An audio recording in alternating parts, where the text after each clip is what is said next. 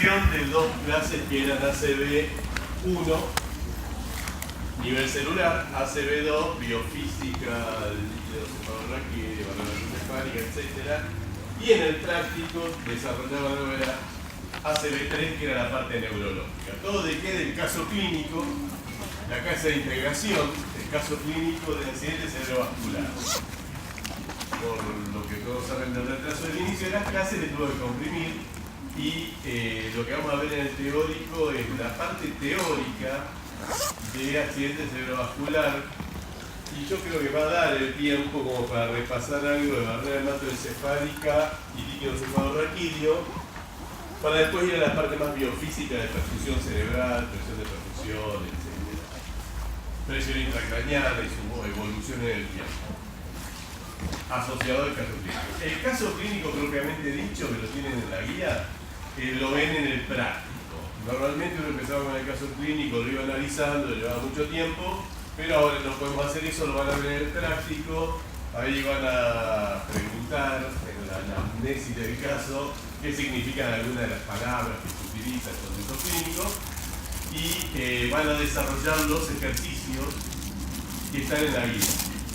Algunos de los ejercicios, no tanto los del nivel celular, pero del nivel más clínico, los del nivel de órgano entero, cráneo cerrado, flujo sanguíneo cerebral, presión intracraneana, la respuesta la vamos a ver ahora, acá. El otro está piola, que lo hagan en el práctico, porque la parte celular es un repaso de bioelectricidad, neurotransmisión y plasticidad neuronal. ¿Sí? Tiene esos tres componentes básicos metidos allá adentro, que sirve para repasar. Igual algo vamos a ir viendo, solo que no vamos a desarrollar qué pasa con el pH, el calcio, etc., que ahí tienen en la guía ETP. Habrán visto que tienen unos gráficos que analizar y describir. Entonces, lo que nos toca, lo que van en el práctico es un paciente que viene con un cuadro clínico variadito al principio parece, y después va quedando más claro que tiene un accidente, está desarrollando o desarrolló un accidente cerebrovascular, y hay dos vertientes, la que le va bien y la que se le complica. Es probable que en el práctico vean la que se le complica muchísimo y vaya al coma. Entonces van a ver algo de coma. En la parte neurológica del caso clínico sí van a ver coma. Acá vamos a ver dos diapositivitas y vamos a pasarlo rápido. En la parte neurológica sí van a ver algo de el paciente en coma y tipos de coma y cómo los estudian. ¿Sí? Por ahí lo veremos. Accidente cerebrovascular. La mayor parte puede ser hemorrágico o isquémico. La mayor parte, como pueden ver ahí, el 80% es de tipo isquémico. En el caso hemorrágico, ahí lo ven claramente, es la ruptura de un vaso. ¿Sí? La ruptura puede ser, normalmente lo que uno ve es producto de una historia larga, crónica de hipertensión arterial, con la alteración que la presión transparietal, o sea, de la pared de los vasos, produce cambio de los mismos, que los torna más rígidos y por lo tanto más factible a que pueda, con el envejecimiento, producirse una ruptura. Es una. La otra es que congénitamente ya trae una debilidad en el vaso. Si tiene presión arterial elevada, empeora, y hay que recordar lo del aneurisma y el feedback positivo, siguiendo a Laplace, la ley de Laplace para el tubo, no para una esfera como el pulmón, como el alveolo, el feedback positivo que se desarrolla, que hace que vaya creciendo el aneurisma hasta que llegue un punto, el límite de resistencia del tejido, y se produce la ruptura y la hemorragia. Y hay una tercera que no figura, pero que también ocurre, quizás en menor proporción. Esta sería la mayoría, en particular la hipertensión arterial y el envejecimiento natural. El traumatismo de cráneo. Traumatismo de cráneo con o sin exposición al medio ambiente, o sea, con o sin fractura expuesta. En el caso de fractura expuesta es clarísimo. Voy a la moto, en la bicicleta sin casco, o en un auto sin cinturón, sufro un accidente, salgo disparado y mi cabeza golpea contra algo rígido, sólido, y se produce la fractura, o hay un corte, y lo peor puede ser una fractura sin desplazamiento y una fractura con desplazamiento. Cualquiera de los tres puede haber provocado interiormente una ruptura de un vaso y dar lugar a una hemorragia. Obviamente la fractura con desplazamiento seguramente lo hizo, desplazamiento de la placa ósea, ¿no? Pero hay otros. De hecho, hace unos días murió un boxeador italiano en Tailandia, y creo que era el luchador del Muay Thai, pero vi la pelea y no hubo ni una patada, así que no era Muay Thai, era boxeo de Tailandia, y un italiano de 49 años seguía boxeando, y uno ve los 11 rounds de la pelea, y la trompada del knockout, no es una trompada de knockout espectacular que le voló la cabeza, no, un golpe nada más, el tipo de que quedó, coma durante 2 días y muerte. ¿Qué es lo que ocurrió? La mayor parte de los 11 rounds estuvo atajando las trompadas con la cara. Una sucesión de microtraumatismo, desplazamiento del cerebro dentro del cráneo con cada golpe y pega acá, ¿sí? La cabeza se va para allá, el cerebro se va para acá, recuerda que está flotando, ahora lo vamos a ver igual.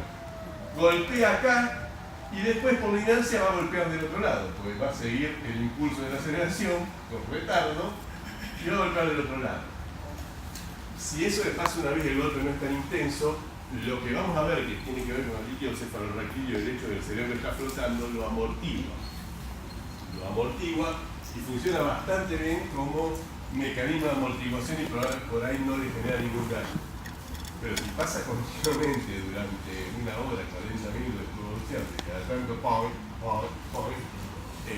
es probable que le haya provocado hemorragia, microhemorragia. Otro es un historial de uso de algunos tóxicos, como la cocaína. La cocaína lleva a la producción de... Recuerda que aumentaba la vida media de las catecolaminas, ¿sí? Y la cocaína produce microhemorragias. De hecho, normalmente los virus, como son son pequeñitas, la lesión es muy localizada y no se ve lo que vamos a ver ahora, que es para una hemorragia más grande. Pero sí hay un tipo de demencia que es la multiinfarto, que produce esas microhemorragias. Puede ser un boxeador, puede ser alguien que sufre un golpe en la cabeza, o una persona que haya sido adicta a la cocaína, alguno de estos inhibidores de la recaptación de catecolaminas. Y el otro, el mayoritario, es el isquémico, donde algo tapó en un vaso y río abajo queda todo sin perfusión, o hipoperfundido o sin perfusión. Eso de tapona puede, ahora lo vemos, puede tener origen, pueden ser, o sea, de tipo trombótico o embólico. Como pueden ver, la mayor parte es de tipo trombótico, que sería este. En el vaso mismo se produce un taponamiento que va creciendo, por lo tanto aumenta la resistencia. Modifica el flujo, ¿se acuerda del flujo laminar? Que de golpe, si tengo que ir a un estrechamiento producto de un ateroma, por ejemplo, que creció, se reepitelizó, se calcificó, aumentó el tamaño, fue incorporando lípidos pesados, los LDL, lo fue incorporando y el very low density, el otro. Y fue creciendo, que es lo que va mostrando acá en la secuencia de fotos. Se restringe el flujo, eso lo torna laminar, pero lo que va a encontrar el otro lado es un ensanchamiento, y eso le puede llegar a cambiar el tipo de flujo, lo torna turbulento. Y lo torna turbulento, del otro lado puede empezar a producirse espontáneamente coagulación, coágulos, pequeños coágulos. Pero tenemos dos problemas. Uno que es, al aumentar la resistencia deja con un hipoflujo isquémico lo que queda más abajo, hasta que puede llegar al taponamiento total. ¿Por qué? Porque este estrechamiento y lo que ocurre atrás del mismo al ensancharse nuevamente el vaso cambia la dinámica de los flujos, la cinemática de los flujos, y por lo tanto da lugar a producción de coágulos. Por otro lado, lo puede producir el endotelio mismo al aumentar la velocidad del flujo al estrecharse, y eso puede provocar activación del endotelio para dar lugar a un coágulo local. Ese es uno. El otro es que el coágulo se haya formado en otra parte del cuerpo. El caso clínico van a ver que el paciente tiene un historial de hipertensión, pero además tiene fibrilación auricular. Con la fibrilación auricular lo que ocurre es que la bomba auxiliar, el corazón es una bomba impulsora, cada corazón, derecho e izquierdo. Una bomba impulsora que para optimizarse tiene una prebomba, una bomba auxiliar, que al final de la fase de llenado da la patada auricular que le dice se contrae y agrega unos mililitros más de sangre para aumentar un poco más el llenado, ¿sí? Si está fibrilado, o sea, si la aurícula hace esto, no tiene contracción eficiente y por lo tanto ese agregado no ocurre. Por otro lado, eso puede empezar a provocar coágulos que van a ser intracavitarios, aurícula, ventrículo, puede salir de viaje. Normalmente no ocurre eso, se queda en el ápice del corazón, pero en algún momento, y ahí crece, en algún momento pueden salir de viaje. Y si salen de viaje, tengo distintas probabilidades. Voy por la aorta y ahí tengo, si me voy para abajo y me distribuyo por el cuerpo, zafé. Porque probablemente caiga, salvo le pegue justo al riñón, hay que bajar las probabilidades. Lo más probable es que le pegue al tejido muscular o en alguna parte del abdomen o el hígado y va a producir una isquemia local que se resolverá. El problema es si va para arriba por la carótida, pero lo que va a ir a un tejido más complicado, que es el caso que me interesa ahora. Va a generar un taponamiento en alguna arteria cerebral. Depende del tamaño del coágulo, del émbolo ese, dónde va a ocurrir eso, ¿no? Si más distal o más proximal. Cuanto más proximal, mayor el área de influencia y por lo tanto peor lo que puede llegar a ocurrir al final o lo que va a ocurrir. ¿Está? El otro lugar donde forman coágulos es donde queda retenida la sangre. Si no hacemos ejercicio, estamos mucho tiempo sedentarios, sentados, cosa que en los trabajos de oficina es muy común. Está mucho más si es obsesivo el tipo y se queda todo el tiempo y no sale a caminar o a buscar café a cada rato o lo que sea que lo obliga a moverse o no hace ejercicio. Los que no son top tanto, son top pero no tienen el componente de hiperquinesia, eso está ¿sí? Eso le iría bien. El otro problema donde se ve todo el mundo obligado a quedarse quieto es en los vuelos largos. Típico problema que ahí les recomiendan. Si no se levanta y camina, claro, si todo el mundo se levanta y se pone a caminar en un 747, el piloto quizás siente algo y le va a decir, ¿por qué no se sienta alguno? Organicen turno de caminata. Pero les dicen que hagan ejercicio en el lugar. ¿Sí? ¿Para qué? Para que la bomba muscular aumente el retorno venoso, no deje sangre estática en algún lugar y disminuye la producción de coágulos. Igual eso, tenemos la gran ventaja del pulmón. Salvo que tengamos un foramen oval patente, ¿no? O sea, que no se cerró por completo, ustedes saben por cardio que la incidencia es mucho más grande de la que realmente se pone en evidencia con un accidente, donde de golpe se comunica una aurícula con la otra y ¡pum! Pasa del corazón derecho al izquierdo. Lo más probable es que quede en el pulmón, y el pulmón tiene la gran ventaja de que si queda taponado, como es la fuente de oxígeno, va a divertir la sangre, la va a mover para otras partes del lecho vascular amplio, lecho vascular pulmonar, de manera tal de seguir oxigenando el sistema. Y el coágulo ahí va a terminar degradándose. Entonces funciona como un gran filtro de coágulo. ¿Está? Pero los cardíacos, que es el caso de los de origen cardíaco, que es el caso de este paciente, son un poco más complicados. La fibrilación auricular, no sé si estuvieron leyendo algo por ahí de bibliografía de consumo general de la gente, con el énfasis en el fitness y el ejercicio extremo y sostenido, está de moda. Si se ponen a leer, van a ver que pareciera como que aumentó la incidencia de fibrilaciones auriculares en la población. Bueno, esto es lo de embolia, ya lo vimos, ahí estaba la formación en el corazón y sale de viaje. Factores de riesgo. Los hay no modificables, antecedentes familiares, un historial en la familia de ACV, la edad avanzada, también hacemos bien la probabilidad de que ocurra alguna de las dos variantes va a ir en aumento, que tenga problemas cardíacos también, y se agrega lo del sexo masculino.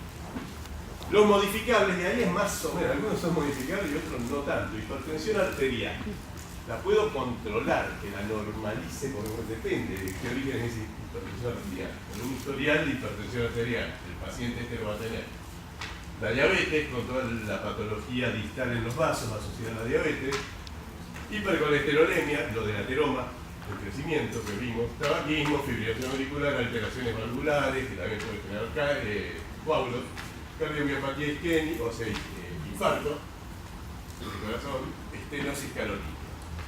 Distintos factores que podrían, bueno, sí, con una cirugía, un stent, amenen de sirvió. Vamos a ir viéndolo porque dice, bueno, depende qué vaso principal se tapona, lo que voy a ver que ocurre desde el punto de vista neurológico. Entonces vamos a ver una secuencia, entonces por ejemplo, hacer arteria cerebral media, lo que está ahí en verde, clarito, afasia, eso ya lo vieron en la clase pasada, alteraciones del lenguaje.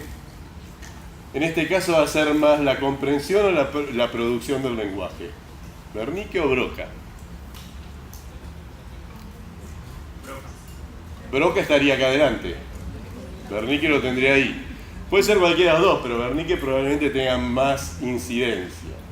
Síndrome de inatención, apraxia, era la incoordinación de movimientos complejos familiares, aprendidos de hecho hasta que se hicieron familiares.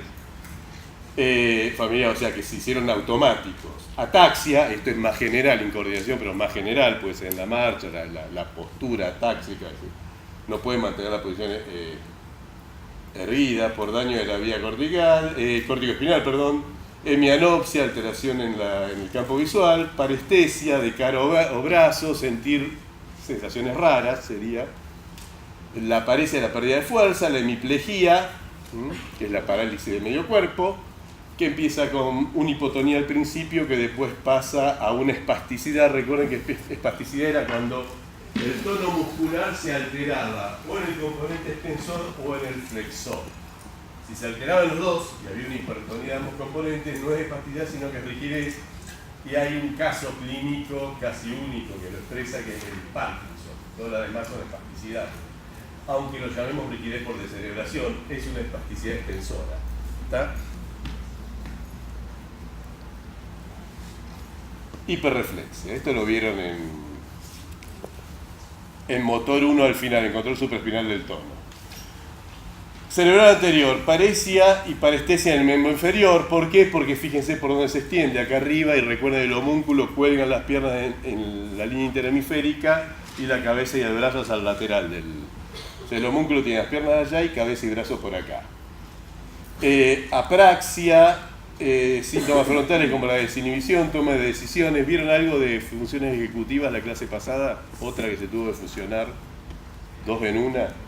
Memoria de trabajo también estaba acá en la parte prefrontal dorsolateral, mayormente arteria cerebral posterior, obviamente alteración en lo visual, hemianopsia, alexia porque lo que leo no lo puedo contar por desconexión, interrupción de la vía que conecta las cortezas visuales superiores con Wernicke, agnosias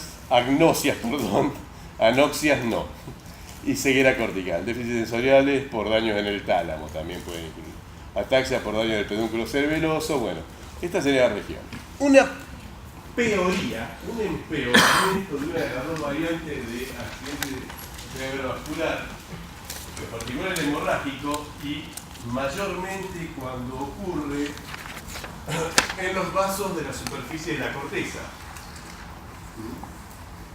Lo que va a ocurrir es un hematoma subdural, o sea, se rompe el vaso, empieza a drenar sangre, y esa sangre drena en un espacio que no es virtual porque está ocupado por un líquido que es el líquido cefalorraquídeo.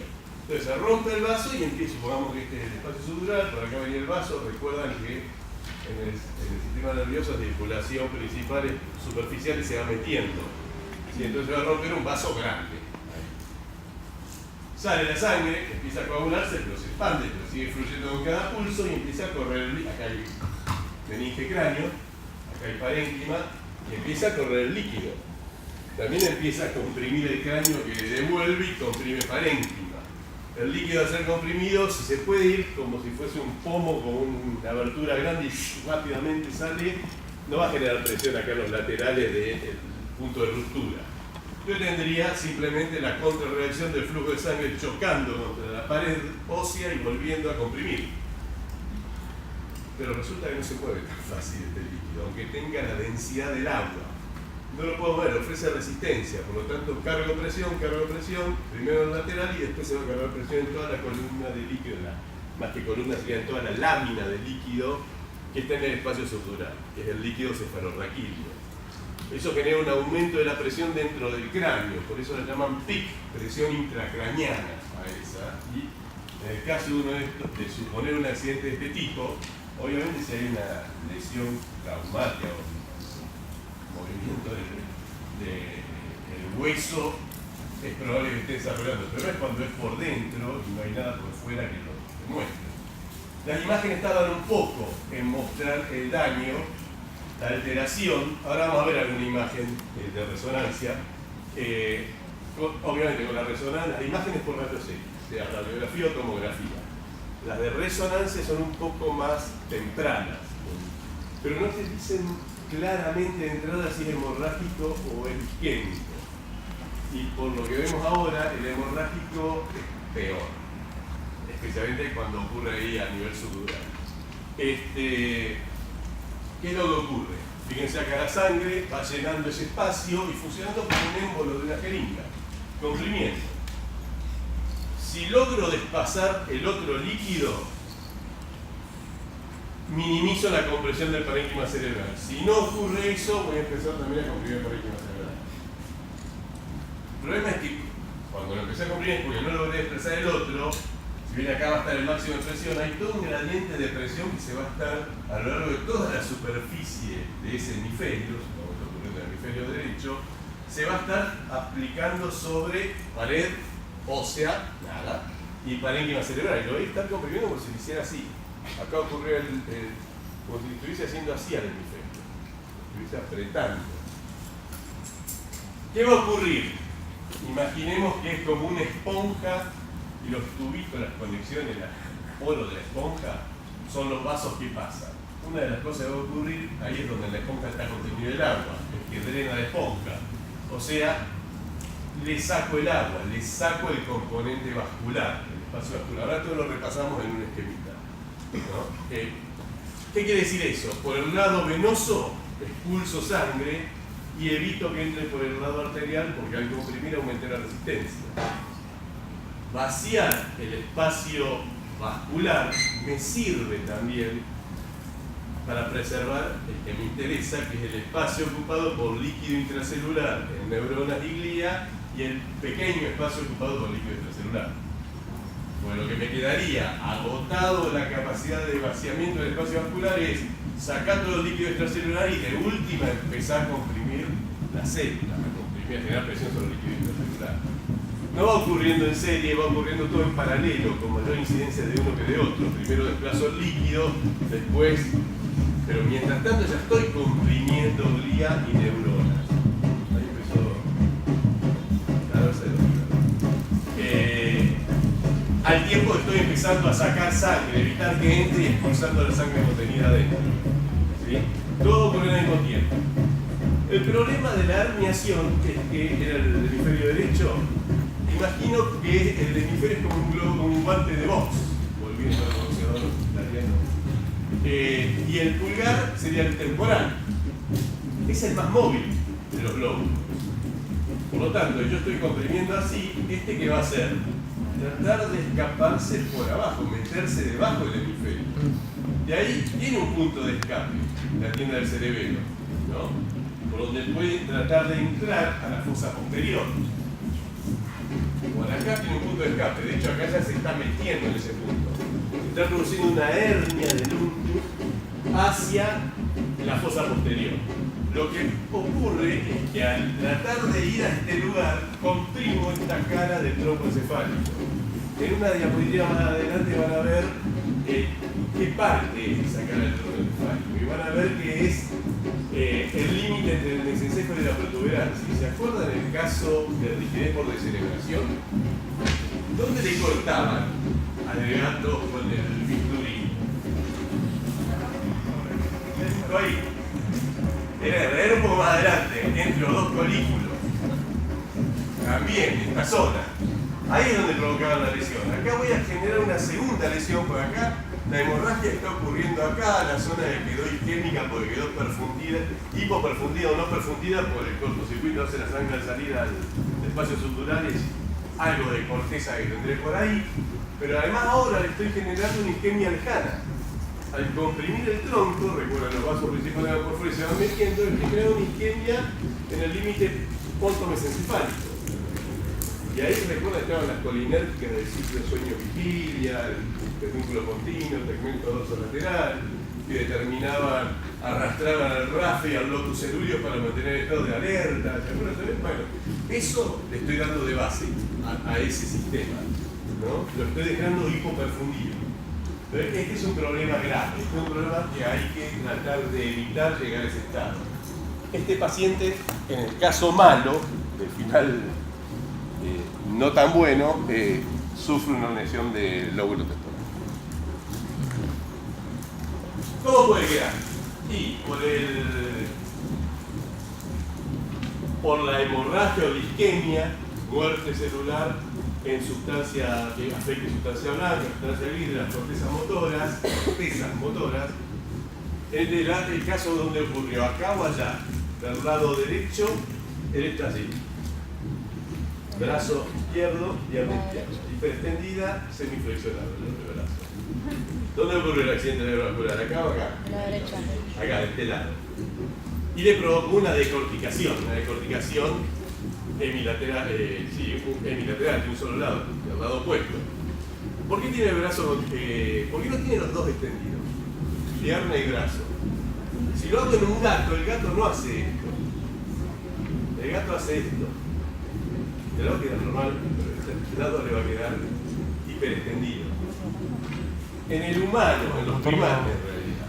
Esa parte ¿Por no qué sé. ocurre esto? ¿Se acuerdan? Es uno de los últimos ejercicios de motor 1. Motor supraespinal del tono. Acá, eso no lo estoy. Es una decorticación, una variante de decorticación. A ver allá. El núcleo rojo, el rubro espinal. ¿Qué pasa con eso?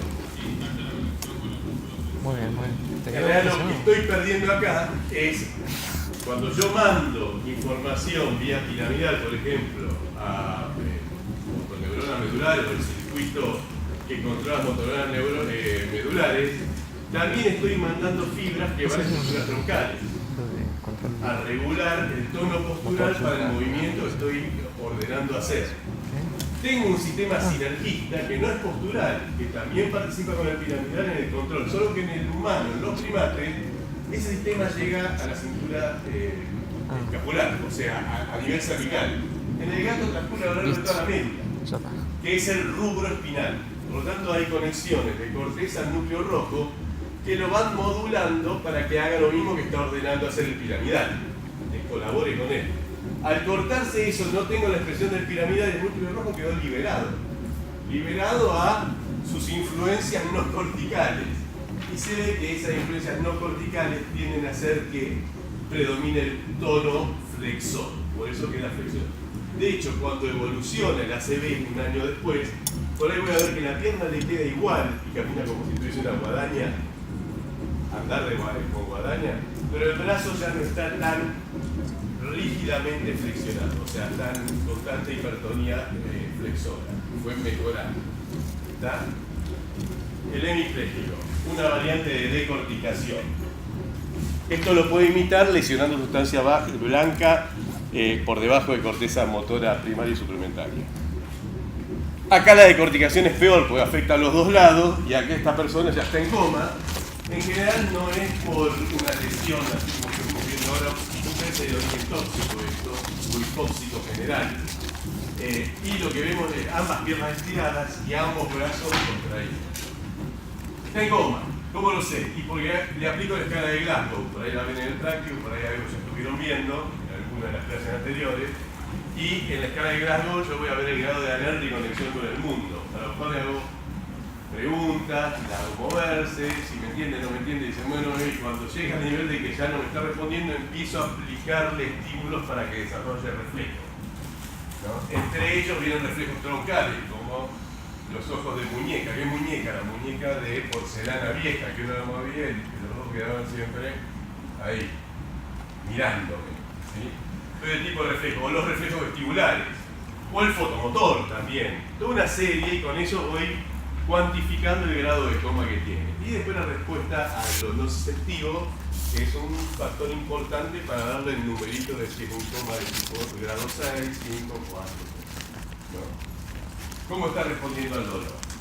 A esta paciente acá, seguramente le están paralelamente ver el estado postural que tiene, si tiene unos reflejos, y si están aumentados o disminuidos, le están haciendo todas estas pruebas de reflejos. Más allá de que además tengan otros elementos que le permitan estudiar el tránsito de información hacia arriba y hacia abajo por el tronco. Porque acá hay una lesión troncal. O hay una disfunción troncal. Hacia arriba, potenciales evocados que aplico sobre, si le aplico auditivos y visuales, estudio parcialmente el tronco, pero las vías que transcurren por todo el tronco van a ser estudiadas por potenciales evocados somatosensitivos. Le doy una patadita eléctrica a un nervio y estudio si generalmente eso activa fibras gruesas mielínicas, así que voy a evaluar el lemniscal y voy a ver si hay un arribo cortical de esa información. Y para abajo, me paro acá en la corteza y le doy una patada electromagnética, magnética en realidad, estimulación magnética transcraniana, y veo si se le mueve, con eso puedo ver el homúnculo, inclusive si se le mueve la mano, si se le mueve el hombro, si se le mueve la pierna. ¿Sí? Previo a la integridad del tránsito en un sentido y del otro. Hay que tener los equipos. El reflejo es mucho más fácil de hacer, por eso lo que ustedes tienen que aprender es a evaluar los reflejos. Esta es la otra, que esta sí la vieron, pues el rigidez por descerebración, ¿sí? La vieron en el modelo de gapa al que le cortaban todo el tronco a nivel intercolicular, con un bisturí, un corte limpio. Bueno, esta sí puede ser por el accidente hemorrágico y es el destino de la herniación. Empieza unilateralmente, pero después se va a hacer bilateral. Ahora vemos por qué puede ser bilateral. El destino de la herniación del lóbulo temporal. Una variante de esta. ¿Ah? Bueno, ahí repasamos la parte más clínica del ACV. Imágenes. Acá tenemos imágenes. Son todas imágenes de resonancia. Estas dos, por difusión y perfusión, son variantes nuevas. No importa.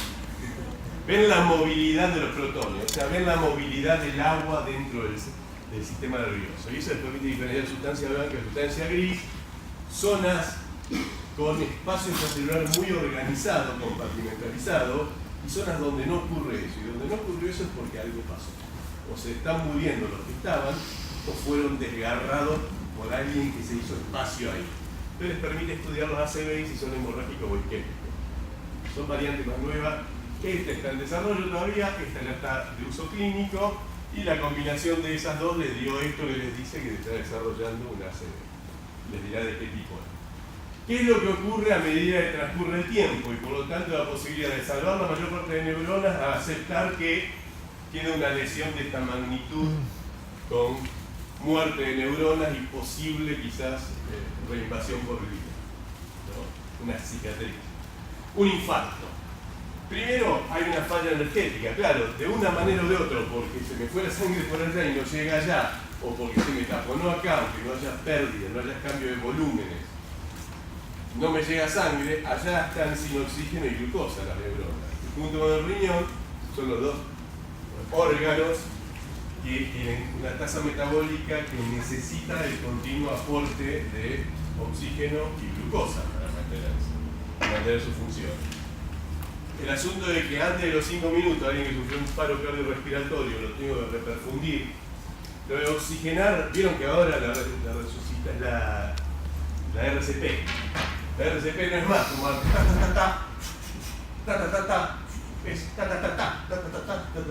simplemente cardíaca. ¿Por qué? Porque en el fondo el oxígeno es algo que nos está sobrando en el aire. ¿Sí? Entonces lo que trata de hacer es reperfundir. Y 5 minutos. ¿Por qué 5 minutos? Porque a los 3 minutos ya empieza a fallar la bomba de sodio de potasio. Y a los 5, esa falla ya provoca a nivel celular alteraciones, que lo van a ir viendo en el práctico, consistentes, que van empeorando porque se empiezan a desencadenar ya a partir de los 3 minutos. Pero ahí ya se establecieron feedback positivos que las empeoran. ¿Sí? Los tengo que cortar de una manera. ¿Cómo lo tengo que cortar? Hacer que la bomba vuelva a funcionar. ¿Por qué no funciona la bomba? Por una falla energética, se quedó sin ATP.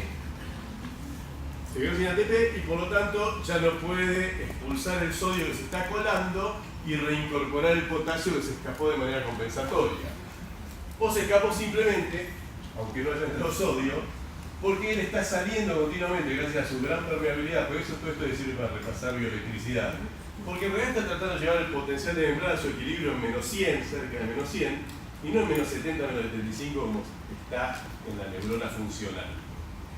No la neurona dormida que lo tiene en menos 90, menos 95. La neurona funcional, ¿no? Entonces él está saliendo continuamente y la bomba está recuperando. Cada vez que dispara un potencial de acción, una neurona, entra poco sodio, porque entra durante medio milisegundo. De hecho, por cada potencial de acción en el modelo de acción de Calamar, acción gigante de Calamar, donde se puede estudiar, entraban entre 4 y 8 iones de sodio en cada potencial de acción, calculado a partir de 1000 potenciales de acción provocados en el actor. Ya nada, pero recuerdan que especialmente en las neuronas centrales, porque uno estudia todo lo de potencial de acción en motoneuronas, en periféricas, a la fase, a la espiga depolarizante y repolarizante, que dura a lo sumo 1 milisegundo, le siguen 2, 3 o hasta 5 milisegundos de hiperpolarización. Y en una central, 10, 12 milisegundos de hiperpolarización. ¿Y por qué está hiperpolarizada? ¿Por qué no llegó a los menos 70, 75 y se quedó ahí? Porque está saliendo potasio. Lo que quiere decir que cada vez que pasa un potencial de acción, si yo viese afuera como una nube o como humo la salida de potasio, veo que queda una estela de potasio. ¿Sí? Si queda una estela de potasio y sabemos que el medio extracelular no es una gran laguna, sino que está compartimentalizado, le estoy cambiando la concentración. Ah, pero es muy poco. Es mucho más que el sodio que entró. Sí, pero es poco igual. Es poco en el líquido extracelular, pero en ese microambiente alrededor no es poco. Y si te cambio la concentración, ¿en qué sentido la cambio? Largo potasio hacia el exterior, que no lo logro recuperar porque no hay trabajo de bomba. ¿Agrando el gradiente o achico el gradiente de concentraciones intra-extra de potasio? Lo achico, porque hay mucho más potasio adentro que afuera. Pero ya no hay más 4,5 mil equivalente afuera. Ahora ya hay, pero 5, 5,3, 5,5. Lo voy achicando. Y si lo achico, me pasa con el potencial de equilibrio del potasio que 140 y algo, y 4,5 me daba, a 37 grados me daba 100, negativo. Se hace más positivo. Se va haciendo más positivo. Y el potencial de membrana está por encima, porque está el sodio tratando de entrar, así que no va a estar. Tendría que haber una conductancia muy muy alta al potasio, que por suerte sí tiene la célula que me está compartimentalizando el medio extracelular. La glía que tengo al lado, que nunca la dibujamos, pero todas las neuronas están rodeadas de glía. La glía que tengo al lado es un buffer de potasio. Entonces ese potasio que yo estoy tirando, ella lo chupa y lo saca del extracelular. Si yo soy una neurona normal, el que me queda, con mi trabajo de bomba, lo logro recapturar y mantengo el gradiente. Pero fue gracias a que la glía está. Yo te mato la glía y se te empieza a acumular potasio de afuera, aunque tengas las bombas funcionando normalmente. Una forma de generar focos epilépticos, neuronas hiperexcitables, que después se tornan anárquicas, es matando la glía. Además, al matar la glía, altero el manejo del glutamato GABA, porque se acuerdan que los libera la presinapsis, pero los recapta la glía, para reciclarlos. Entonces, si te maté la glía y te liberé el glutamato, ese glutamato va a funcionar sobre la possinapsis durante más tiempo. Más hiperexcitabilidad todavía. Hiperexcitabilidad bioeléctrica de membrana, de anterior gradiente de potasio intracelular, más hiperexcitabilidad de origen sináptico. Te alargué la vida media del glutamato. ¿Sí? Seguro que se torna anárquica ese circuito neuronal que le maté la glía y probablemente desarrolle lo que después llamamos un foco epiléptico. ¿Ya? Bueno, con la falla de energía, obviamente la glía también va a sufrir. La glía tiene posibilidad de bancarse un poquito más porque es la que tiene el poco glucógeno, el neuroglucógeno que hay es glial, más que neuronal. ¿Sí? Ella lo procesa y le aporta sustrato a la neurona para que se lo banque durante un tiempo, pero ese tiempo es cortito, es menos de 5 minutos. Sí, que lo puede bancar. Así que primero van a estar alteradas las neuronas y después también van a estar alterada la glía. Y recuerden que la glía no es simplemente un paquete chupa potasio. También incorpora glutamato y GABA. Y además tiene adenosina. Y si pierdo mis capacidades de organizar todo lo que tengo adentro, pues lo dejo escapar. Y empiezo a liberar glutamato, y empiezo a liberar adenosina, y empiezo a liberar otros factores, ATP inclusive, puede liberar. Entonces, se produce un desbalance de tipo bioeléctrico y metabólico, producto de que no me llega suficiente oxígeno y glucosa a esa zona. ¿Qué es lo que ocurra? Despolarización, excitotoxicidad, estrés oxidativo, necrosis. Ahora vemos algunos factores de participación. Con el continuar del tiempo en ese estado, empiezan a aparecer despolarizaciones perinfarto. El infarto ocurrió acá y todo lo que vimos antes estaba ocurriendo acá, pero ahora también empieza a pasar a ellos. Y en menor medida aquellos y aquellos. Pero sorprendentemente, allá, aquellos, lejos, bien irrigados, empiezan a tener excitotoxicidad calcio dependiente. Si me pongo a fijar quién se conecta con quién, veo que estas neuronas estaban descargando a lo loco, porque se despolarizó y no lo pueden controlar, se conectan fuertemente de manera sináptica con aquella. Entonces, el daño que está produciendo acá, provocado por la isquemia, se empieza a extrapolar a zonas distantes según el peso de la conectividad que haya entre esta zona y aquella. Entonces, glutamatérgicamente promueve excitotoxicidad calcio dependiente. Yo había leído un paper que me pasó uno de los ayudantes, decía que los asocitos como que reconectaban sinapsis de axones, como que lograban movilizarlos, y nunca entendí. ¿Qué es movilizarlo? No sé. No. Como que redireccionaban esas conexiones. Ah, no, si hay glía que en el desarrollo o después de una lesión. No, era en el neurodesarrollo quien guía. En el neurodesarrollo sea embrionario o en nuestro caso somos microsmáticos, tenemos poco, pero el bulbo olfatorio está continuamente desarrollando neuronas. Así que vienen del ventrículo lateral, de la pared dorsal del ventrículo lateral y se están desarrollando el bulbo olfatorio. Eso lo guía la glía, lo guía la glía. Okay. En el paper decía como que la glía hacía una cicatriz glial, que es en una lesión, lo primero que ocurre es se preserva la glía y la glía forma el conducto de reconexión, es probable que promueva que neuronas que lo puedan hacer generen. ¿Quiénes son las neuronas que lo pueden hacer? Las que logren generar factores neurotróficos, responder a factores neurotróficos que la retrotraigan a un estado de tipo embrionario. Vuelve a generar un colateral del axón cortado y quedó muñón, tiene un colateral que se ataca, pero la glía es quien lo guía. ¿Sí? La otra es una función más general de toda la glía, la de buffer de potasio y control de la neurotransmisión GABA-glutamato. Después, tardíamente, horas, días después, inflamación y la muerte programada de la neurona, de la célula en general, en este caso de la neurona.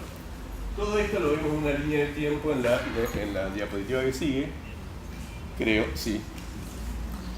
Claro. Tenemos la línea de tiempo de minutos, horas a día, la muerte programada es la apoptosis, y vemos la magnitud de cada uno de estos eventos, magnitud, el impacto sería, y la duración. Entonces vemos que todo el componente inicial que ocurre principalmente en lo que llamamos núcleo del infarto, o zona propiamente infartada, donde hay daño estructural, y la otra es el perinfarto o zona de penumbra, que es como un gradiente de muy isquémico a cada vez menos isquémico hasta normal. Pero ojo, que va más allá de lo perfundido o no perfundido, más o menos perfundido. Porque recuerden que las neuronas a nivel local forman parte de microcircuitos. Y si esta está muy alterada y descarga anómalamente, de hecho por demás, aquella que está bien perfundida, trata de llevarla a su baile, a descargar, a que la siga, la arrastra. Depende del microcircuito de control que tenga y cuán estable esté, o sea, depende de si está bien perfundido, que las interneuronas las pueden frenar, etcétera, porque la interneurona también la interneurona tiene tasa metabólica alta, es esa que está descargando potencial de acción todo el tiempo. Las neuronas piramidales descargan así, hablan así, las centrales. Todo eso que vieron de frecuencia modulada y todo, de cómo se codifica la información de potencial de acción, es periférico. Ocurre en la médula, en las primeras neuronas de entrada y las últimas de salida, motoneuronas. Acá arriba los diálogos son ta ta ta ta, ta ta ta, ta ta ta ta ta. Cada ta es un potencial de acción. Ta. Pero si me paro, de hecho, cuando van explorando y escuchan y dicen, ¿qué es esto? ¿Una piramidal?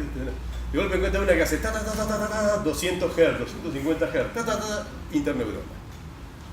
Después estudian el potencial de acción, la forma, bla bla bla, y ven que es una interneurona. Si mantiene esa tasa de descarga y un consumo metabólico importante, si la dejé isquémica, quizás sea una de las primeras en empezar a aparecer del entorno.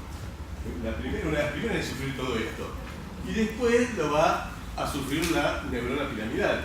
Entre otras razones, porque perdió el control del mitorio, están formando estos circuitos de interneurona. Para que un cerebro, las cortezas funcionen bien, cumplan con su función, tienen que tener un tono inhibitorio de aproximadamente el 60%.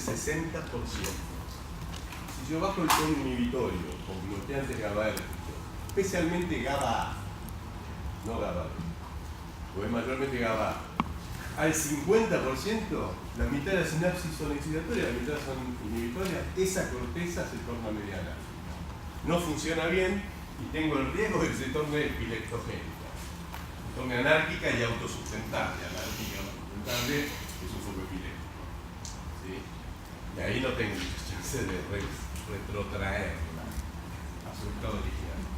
Bueno, volvamos a la isquemia, que es más o menos parecido a lo que está pasando en la isquemia, solo que provocado desde afuera. La excitotoxicidad, producto de... ¿Qué pasaba al fallar la bomba? Que era lo primero que fallaba. Me tornaba hiperexcitable porque no lograba mantener fundamentalmente los gradientes de concentración de potasio. ¿Sí? Entonces, el potencial de membrana se hace más positivo, empieza a descargar más fácilmente. En el momento que no le corresponde, cuando no le dicen nada, descarga igual. ¿Sí? Y eso le pega a alguien, a quien le pega inicialmente a su entorno, el circuito que la rodea. Y después a la vecina y después allá, lejos, a quien sea que le corresponda. Por lo tanto, todo el entorno, más quizás algunas poblaciones lejanas, se tornan hiperexcitables. Son arrastradas hacia arriba.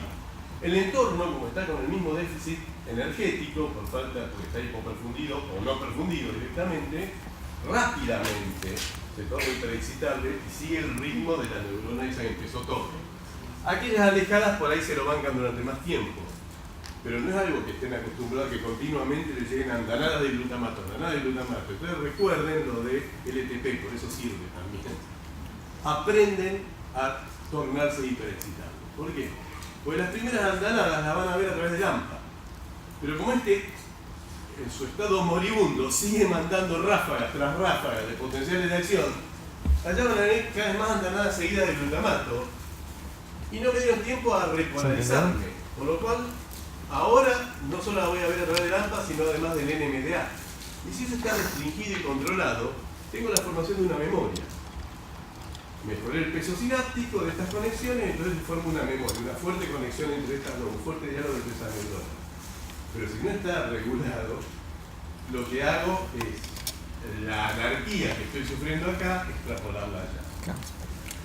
Como al abrir el NMDA, más allá de que esté además reclutando metabotrópicos, entre ellos aquellos que involucran inositol trifosfato y por lo tanto también mueven calcio, más allá de ello, el ionotrópico, el NMDA, me mete calcio. Al meterme calcio empieza a funcionar como un mensajero intracelular que promueve la excitotoxicidad y activa el sistema apoptótico, de apoptosis. Entonces, aquellas por ahí, yo soluciono el problema acá, pero termino teniendo un déficit porque aquellas días después se murieron. Se murieron porque lo solucioné cuando estaba por acá y este proceso ya había arrancado. Así que las afectó. De ahí lo de la respuesta temprana, la intervención temprana. Cuanto más temprana, mejor. Tengo que tratar de evitar que esto alcance su máximo para que no promueva estos fenómenos. Este por ahí no lo voy a poder evitar fácilmente porque no es tan directa la relación que tiene con la descarga de las neuronas, pero el otro sí, la apoptótica sí. Pero esto lo van a ver más en detalle con algunos componentes intracelulares, como qué pasa con el pH y el calcio, en la guía y en el práctico, así lo vamos a ir dejando. Pero fíjense que el fenómeno que ocurrió acá, si yo no lo frené, produce secuelas, consecuencias a largo plazo. Largo plazo, eso hasta unos días después. Lo de la inflamación que figuraba, a esto se le llama unidad neurovascular, es el endotelio del vaso, del capilar, un endotelio particular. ¿Se acuerdan? El endotelio de los capilares cerebrales no está fenestrado. Si los dedos son células endoteliales de un vaso, están así, hay agujeritos. En el cerebro están así, tienen uniones estrechas. De manera que todo tránsito de materia, de masa, iones, agua, lo que sea, entre el interior del vaso, el líquido extracelular que baña a las neuronas y a la glía, es transcelular, no paracelular, no entre las células. ¿Sí? Eso es un limitante. Por eso forma una barrera, que es la barrera hematoencefálica. La barrera hematoencefálica es el endotelio. Que tenga que ver con la existencia de pelicitos que lo organizan y algunas células gliales que como que abrazan al vaso, pero probablemente tenga más una cuestión estructural, de arquitectura espacial, esa célula de la glía que está agarrando los vasos, y no tanto de una función de mantener las uniones estrechas del endotelio. Las uniones estrechas del endotelio se mantienen más que nada por cuestiones endoteliales, fundamentalmente. Y quizás el pelicito ese tenga que ver. Y la neurona que también se juntó es la glía más la neurona más el endotelio, que forman la unidad neurovascular. Es esa la que se altera. Entonces acá ven, este es el endotelio de unión estrecha, este es parte de la glía, no se ven los colores, pero corresponde al celeste amarillo, celeste, y el otro, el color es la neurona, con los tres tipos celulares. ¿Y qué ocurre? La neurona isquémica envía factores inflamatorios, produce la activación de la molécula de adhesión del endotelio, estos, ¿no? Lo que empiezan a dañar la generación, el real mantenimiento de las uniones estrechas. Eso le aumenta la permeabilidad. Al aumentar la permeabilidad deja de haber barreras. Y el movimiento de agua es más osmóticamente dirigido. El desplazamiento de agua. Lo que lleva al edema del otro lado. ¿Sí? El edema aumenta el edema vasogénico por mayor permeabilidad vascular, lo que decía invasión de neutrófilos y macrófagos son las células dominantes, bueno, estos días después, la invasión de células del sistema inmunológico al tejido que está muriendo y ayudan a que termine de morir. Pero este ya va muriendo por modificaciones en el nivel oxidativo, ¿sí? Alteraciones metabólicas de todo tipo y fundamentalmente porque empiezan a producir estas proteasas, entre esas estas. Fíjense que los radicales libres y el óxido nítrico, si la neurona está hiperactiva, seguramente está liberando óxido nítrico. Pues recuerden que lo liberaban para promover la vasodilatación. Era un mensaje, más allá del óxido nítrico actuando en la presinapsis, GMP cíclico de por medio, para fortalecer una LTP. El objetivo inicial de liberar el óxido nítrico es decirle al endotelio que le diga al músculo liso que se relaje, para que haya vasorelajación en los vasos del entorno de las neuronas que están hiperactivas. Porque al tener esa tasa metabólica elevada y al activarse necesitan más perfusión, ellas autorregulan su perfusión. Esa autorregulación lo que le permite con la resonancia magnética funcional las zonas de activación y asociarlas a alguna función, ¿no? Este óxido nítrico puede dar lugar a la activación de estas proteasas que degradan la matriz intersticial y también alteran las uniones estrechas, lo que forma un feedback positivo para la producción de edema. Edema de primero va a afectar lo que ocurra por acá, o sea, sustancia blanca, pero después va a empezar a actuar directamente sobre las neuronas. Recuerden que ahí viene otro feedback positivo. una de las principales funciones de la bomba de sodio-potasio en células que no tienen pared celular, que no sean vegetales o bacterias, es antiosmótica. Como saco 3 partículas y meto 2, estoy expulsando agua. Cuando yo dejo de trabajar, me empiezo a inundar, porque tengo mucha más proteína adentro que afuera.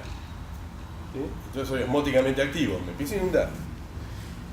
Si además afuera hay más agua de lo normal, porque se dematizó el intersticio, se rompieron esta valla de contención, más rápidamente me dematizo. Si me dematizo, más una célula con un glóbulo rojo se hincha, ¿no? Hipotónico, hipertónico, la forma del glóbulo rojo me permitía saber al microscopio qué solución tenía. Una de estas células que están tan estructuradas, donde el citoesqueleto compartimentaliza la neurona en este caso, para determinar funciones de manera ordenada, al hidratarse rompe esa compartimentalización y altera la permeabilidad de membrana. Al alterar la permeabilidad de membrana, lo que va a ocurrir es que se torna más hiperexcitable de lo que ya estaba por la falla de bomba.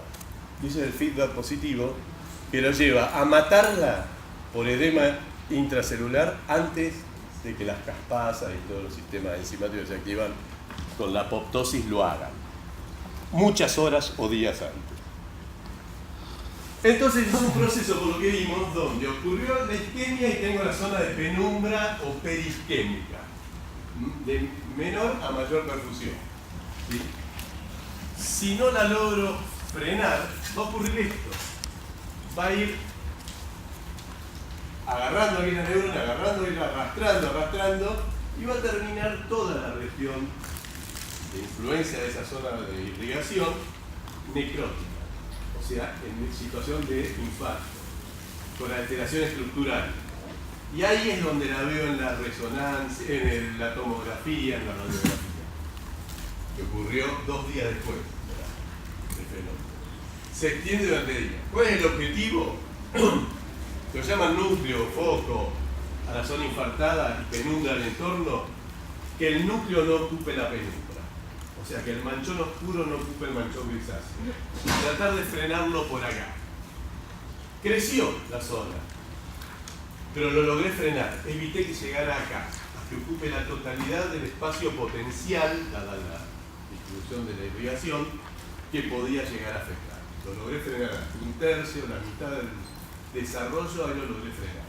Eso lleva a que haya funciones que inicialmente están perdidas, porque al frenarlo, voy a evitar que estas, primero porque están muriendo algunas, ya no van a joder más aquellas, y otras, si lo logro frenar y reperfundir y que se logren estabilizar, aunque estas queden mal y termine habiendo un foco epiléptico asociado a esa isquemia, al lugar de la isquemia, ¿no?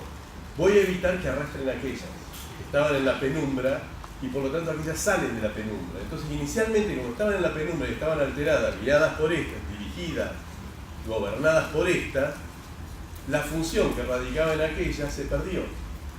Como lo frené, ellas vuelven a la normalidad y yo veo que se recuperan función. Esa es una explicación. Otra explicación es que al perderse la función que había sido seleccionada de tipo darwiniano en algún momento de las ventanas del desarrollo, prenatal, perinatal y hasta los 10 y 18 años de edad, distintas ventanas para distintas funciones, desaparece esa función. Otra región que no fue seleccionada, pero que sigue con inervación y calladita, que funciona como auxiliar, toma el control, porque este ya no gobierna más, y recupera la función. No hay funciones que se pueden recuperar de esta manera, hay redundancia. Por suerte, el cerebro tiene bastante redundancia. Hay una que domina. Hay periodos críticos, los gatitos a los que le cosieron un párpado, el párpado de un ojo, y un mes después le cortaron y le volvieron a abrir, no tenían ninguna lesión en el ojo, pero habían quedado ciegos, corticalmente ciegos del ojo izquierdo en ese caso. ¿Sí? Eso no se recuperó. ¿Por qué? Porque fue durante esa ventana, que es donde ocurría la selección, no se le seleccionó nada, el ojo activo copó toda la banca y tomó posesión. Entonces, si yo eso se lo hubiese hecho después del mes, es probable que recuperara la parte de la visión de la corteza, de la visión del ojo izquierdo. Se lo hago del mes al segundo mes de vida, y no de 0 y a 0 al mes de vida como hicieron ese experimento. ¿Por qué? Porque hubo seleccionadas y auxiliares. Las seleccionadas quedan sin información, pero aquella sobrevive, la que estaba al lado. Tratamiento de la ACV, no hay mucho para hacer, salvo evitar que siga el desarrollo. No hay grandes posibilidades para la zona de infarto.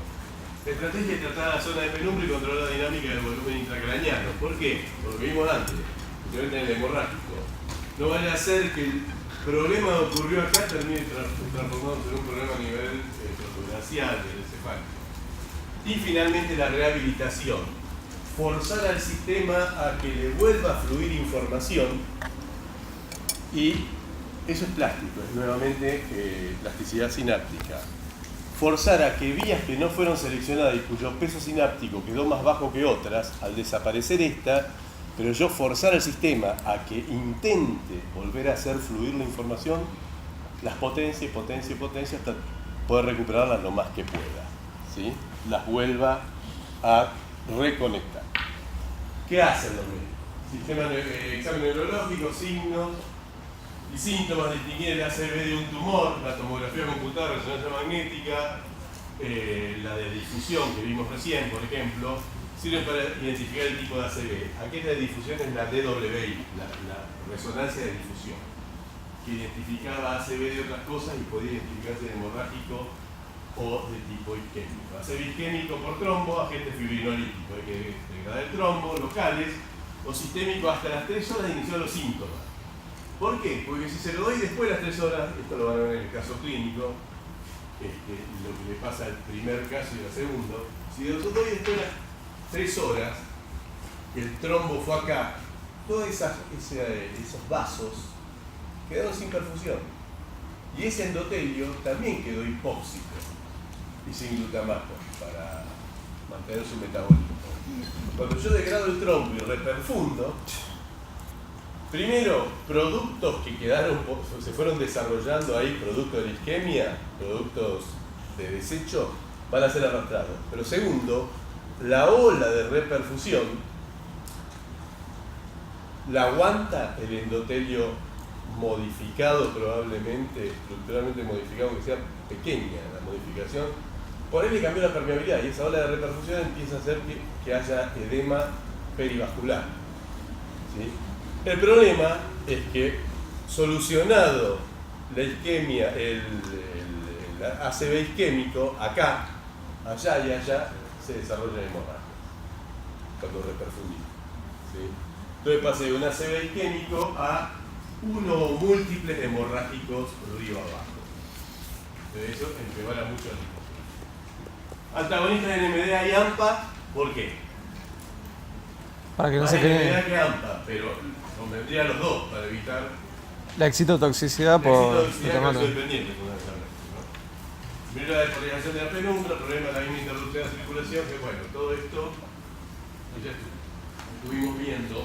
El problema es que la misma interrupción de la circulación, más la que puede provocar, ¿recuerdan cuando crecía ese émbolo tipo jeringa y comprimía el parénquima? Una de las cosas que hacía era drenar de sangre. Y yo le estoy dando todo eso por vía endovenosa. Así que por ahí no le llega a quien le tiene que llegar. O porque está taponado el vaso, o porque el vaso no está taponado, pero el producto secundario de esa hemorragia, que es el aumento de la presión intracraniana, me dejó hipoperfundidas aquellas zonas de la penumbra a las que quiero llegar con mi antagonista NMDA y AMPA y no puedo llegar porque no llega suficiente sangre. ¿Está? La hiperventilación, manitol y trocar es hacer el agujero y drenarle el hematoma, que sería la solución final definitiva. Esta otra dos, hiperventilación y el manitol tiene alto poder osmótico, también se usa un almidón artificial, inyecto. La idea es meterle a la sangre algo que sea muy osmóticamente activo para retener el agua dentro del vaso, aun cuando pase por un lugar donde la permeabilidad del vaso haya aumentado. Como tengo algo muy osmóticamente activo adentro, lo retengo, ¿sí? El intersticio tiene muchas más proteínas que el plasma, por lo tanto es más osmóticamente activo el plasma, ¿sí? De esa manera yo logro vencer a esa relación existente naturalmente y trato de evitar que por las zonas al reperfundir y avanzar la sangre por zonas cuya permeabilidad o se rompió, hemorragia, o está alterada y está desarrollando edema, sigan perdiendo agua.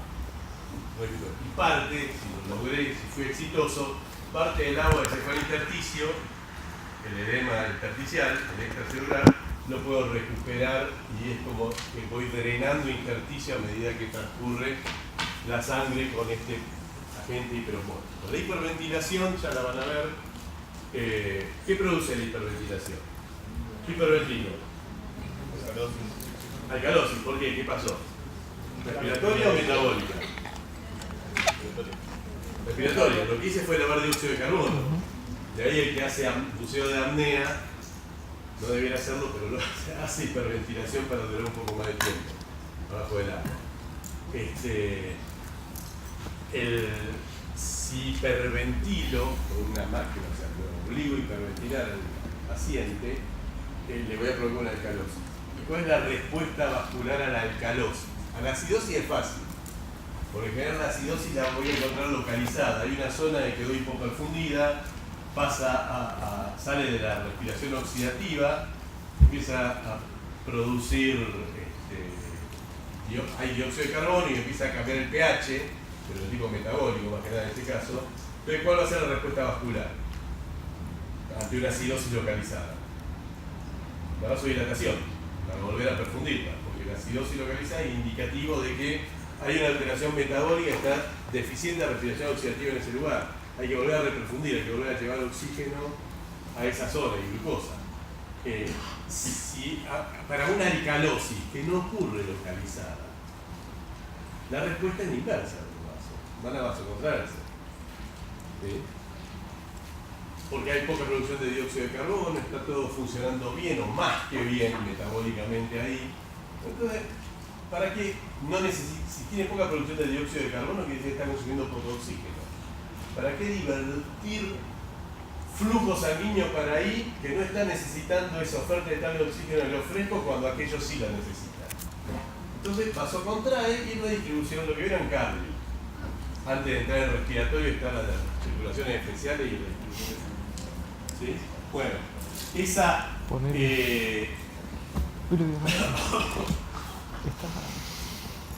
esa sería la respuesta localizada. Cuando yo hiperventilo, genera alcalosis generalizada. Por lo tanto, lo que vemos es una vasoconstricción generalizada. Adaptación a altura, ¿se acuerdan? ¿Lo vieron en el cardio? Era el origen del edema pulmonar. La vasoconstricción que se producía y por lo tanto aumentaba la resistencia para el corazón derecho, o sea, el circuito chico.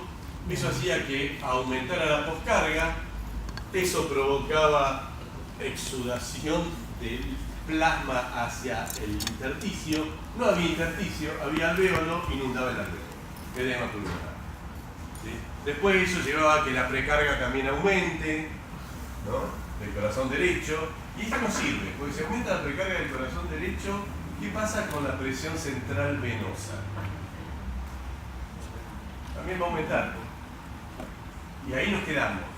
Aumenta, le va a llegar menos sangre, el retorno venoso por ahí disminuye, ¿sí? Y ahí nos quedamos por ahora. Lo que le interesa acá es que le va a pasar en el pulmón eso al paciente, pero lo que le interesa es la cerebral, la perfusión cerebral, bajarle la perfusión cerebral. Y ahora vemos por qué bajando la perfusión cerebral puedo modificar algo. Quizás de esa manera logro, ¿se acuerdan que era un interjuego de compartimentos, las presiones que había, los desplazamientos de volúmenes, y si se producía o no un aumento de la PIC, la presión intracraniana?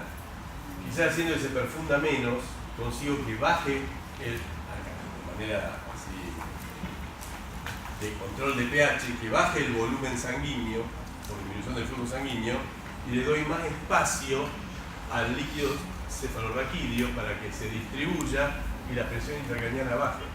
Y si bajé la presión intracraniana, donde estaba comprimiendo ya no comprimo tanto, y aquella zona que estaba empezando a estar hipoperfundida vuelve a estar normoperfundida, normalmente. ¿Sí? Es una intención, van a ver que le falla, pero a veces funciona. Al médico le falla, termina con la definitiva. Distribución de los fluidos cerebrales. Y ahora sí vamos a la parte más biofísica. ¿Y qué tenemos? Tengo compartimento cerebral, voy a tener primero una particularidad. Está cerrado en una caja rígida. Tenemos 45 minutos. 45, ¿qué dijo 45 minutos?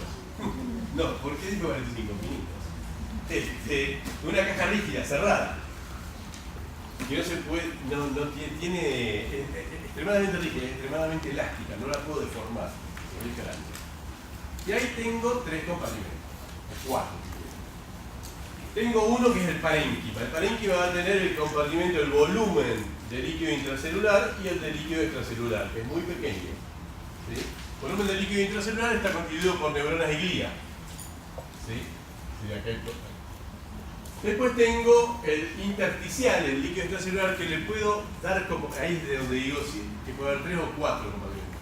Le doy continuidad con el plasma. Sabemos que está la barrera hematoencefálica, no hay una continuidad directa, pero lo podemos dar como continuidad con el plasma y decir que es el vascular, el volumen vascular. Y en el cerebro aparece este otro compartimento, que es el del líquido cefalorraquídeo, que ahora vemos por dónde se distribuye, pero es un repaso de anatomía. El subdural que ya estuvimos viendo, y hay ventrículos, acueductos, hay tubos, por donde también transcurre por el interior del parénquima cerebral, ¿no? Entra la sangre, las arterias cerebrales, y vamos a dividirlas en 2 grupos. Uno mayoritario, que es este, que transcurren por vasos que constituyen, por lo que dijimos antes, la unión estrecha entre el endotelio, la barrera hematoencefálica, todo el lecho vascular, controlado por las neuronas, cuyo diámetro de las arteriolas está controlado por la actividad de las neuronas. El óxido nítrico, el monóxido de carbono que producen las neuronas, también funciona como vasodilatador.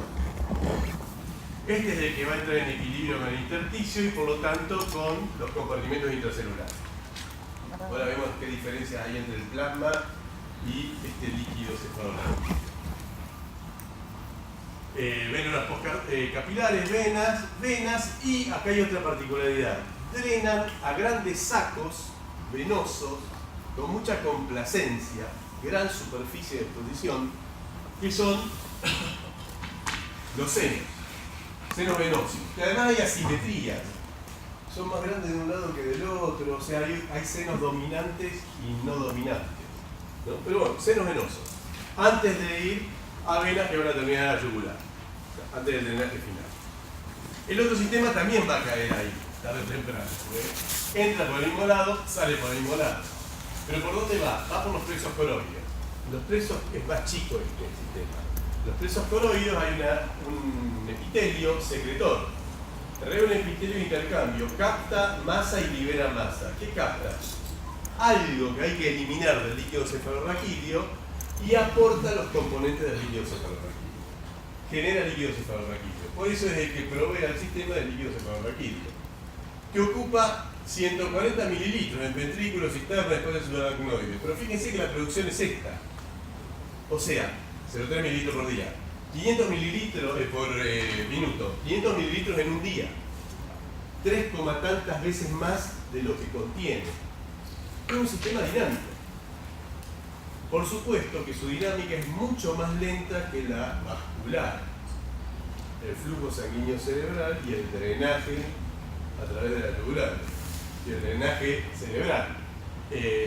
Pero tiene una circulación, quiere decir, está produciendo y reabsorbiendo continuamente. Comparado con el movimiento de la sangre, es más lento. ¿Qué quiere decir eso? Que yo puedo generar cambios en el equilibrio entre estos 3 compartimentos más fácilmente manipulando el tono venoso y el tono arteriolar, la presión venosa, sea porque normalmente como controlo en un órgano periférico la presión venosa, la salida de la perfusión, por las venas que se pueden contraer, ¿sí? En este caso tengo el seno venoso. El seno venoso que tiene una amplia superficie de exposición con el líquido cefalorraquídeo, de manera tal que probablemente la presión acá y en el seno sea igual, de hecho lo es. ¿Cómo lo sé? Porque yo tengo un paciente internado en terapia que tiene una sonda para medir la presión intracraneana, la PIC, y digo, alguien lo calibró. Cuando yo me mido la presión con un manguito y columna de mercurio, estoy bastante seguro, que es lo que hay en las guardias, habrán visto. Estoy bastante seguro de que sí, tengo 130/95 y no 80 como te... No. Ahora, si me lo mido con el manguito automático o el anemómetro, el otro, y me dice lo mismo, 130/95, estoy seguro de eso realmente. Depende de la calibración. Si está bien calibrado y si se mantiene la calibración. La calibración del manómetro de mercurio es muy tosca, es muy simple. Si tiene tal diámetro, bueno, la columna de mercurio va a tener tal peso, si es mercurio, el nivel de purificación del mercurio, cosa muy, muy tosca. Es muy robusto, como se llama la edición. El de PIC es algo metido ahí adentro, es seguramente un mecanismo, salvo que tenga, de ahí vaya una columna de mercurio, o de agua, o de fisiológica, y yo mida en centímetros de agua, o en milímetros de mercurio, la presión que tiene en el espacio dural, para lo cual le metí una cánula, o un ventrículo lateral, que no me conviene porque la cánula va a tener que atravesar corteza, y estructuras subcorticales para llegar a eso. Entonces, no, la pongo ahí, agujerito, rompo la meninge y meto la boca en la cánula que tiene puesta el líquido de pan circular. Y ahí mido la PIC. Y la mido en columna de mercurio o de fisiológica en centímetros de agua, y puede ser, pero lo más probable es que lo haga con un equipo electrónico y una cápsula de aeroide. ¿Está calibrado o no? ¿Cómo sé que están viendo bien? ¿Cómo lo prueban? Me comprimen el agua. Y mira, estaba midiendo 9, 10, o sea, iba de qué yo, ahora lo veo, de 5 a 10 milímetros de mercurio y de golpe de comprime el abdomen. Y ven, ¡pop! Va a 18. Ah, comprimo 0 y cae. Comprime el abdomen. ¿Por qué subió la presión en el espacio dural? ¿Por qué? Pregunta. Al comprimir el abdomen, ¿qué genere? Presión intraabdominal. Por supuesto, el estómago, el intestino, todo. ¿Qué más? Las venas. La vena cava. Comprimir la vena cava. ¿Sí? Si hubiese hecho una hiperespiración cerrada, como cuando voy a estornudar o a toser, o me da un ataque de tos, donde bloqueo, estoy generando mucha presión, pasaría lo mismo si me meten la cánula acá arriba. De hecho, vemos estrellitas o nos mareamos un poco cuando tenés esos ataques de tos muy fuertes. Marearse y ver estrellitas, ¿qué tiene que ver con la tos? No, es acá, es la corteza, ver estrellitas, ver lucecitas. Es la corteza occipital. Pero ¿por qué veo lucecitas si lo que estoy viendo, lo peor es esto, ocurre, estoy manejando, me da el ataque de tos, y veo lucecitas y siento un ligero mareo, por suerte dura unos pocos segundos y va todo bien. Pero veo las lucecitas. No hay lucecitas, hay autos que vienen, autos que van, es de día o de noche, depende de la luz. Las lucecitas son autoencendidos de neuronas.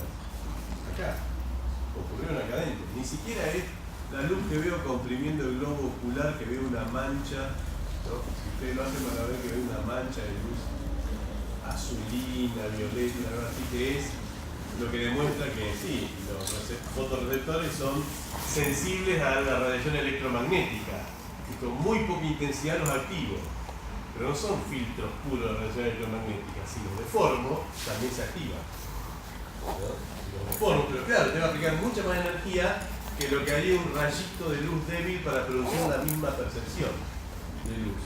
Bueno, en este caso ni siquiera es como eso, donde activé el nervio óptico ni se activa acá. ¿Y por qué se activó? Y quizás porque al generar esa tos quedaron transitoriamente hipoperfundidas las neuronas. Y también por eso me mareo. Quedaron transitoriamente hipoperfundidas. En el caso de la luz es más claro porque si esa neurona se activa y normalmente la activa la luz, yo acá en mi cabeza veo luz. Lo del mareo es más difícil, el mareo es producto de una integración múltiple de sentidos. Entonces es más difícil de explicar, pero con la luz se ve claramente ver las estrellitas o lucecitas cuando ves el ataque de tos. ¿Y por qué quedó hipoperfundido? Lo mismo que cuando le comprimí el estómago, que vi ahí que aumentó la columna, por lo tanto indicó un aumento de la presión intracraneal. Al aumentar la presión venosa, y yo tengo una presión arterial media, o sea, diastólica, sistólica constante, ¿no? ¿Qué pasa con la perfusión del cerebro? La PAM, porque es la diferencia entre la venosa y la Claro, la perfusión es el flujo sanguíneo cerebral. Y como todo flujo es delta P sobre R. ¿Qué es R? La resistencia de los vasos. ¿Y qué es el delta P? Presión arterial menos presión venosa. Si aumenté la presión venosa, ese gradiente disminuye. Por lo tanto el flujo cae. Salvo que haya un fenómeno compensatorio vascular, que por ahí tarda una fracción de tiempo en desarrollarse. Y eso es lo que me permite, aunque yo siga con el secreto, volver a conectar.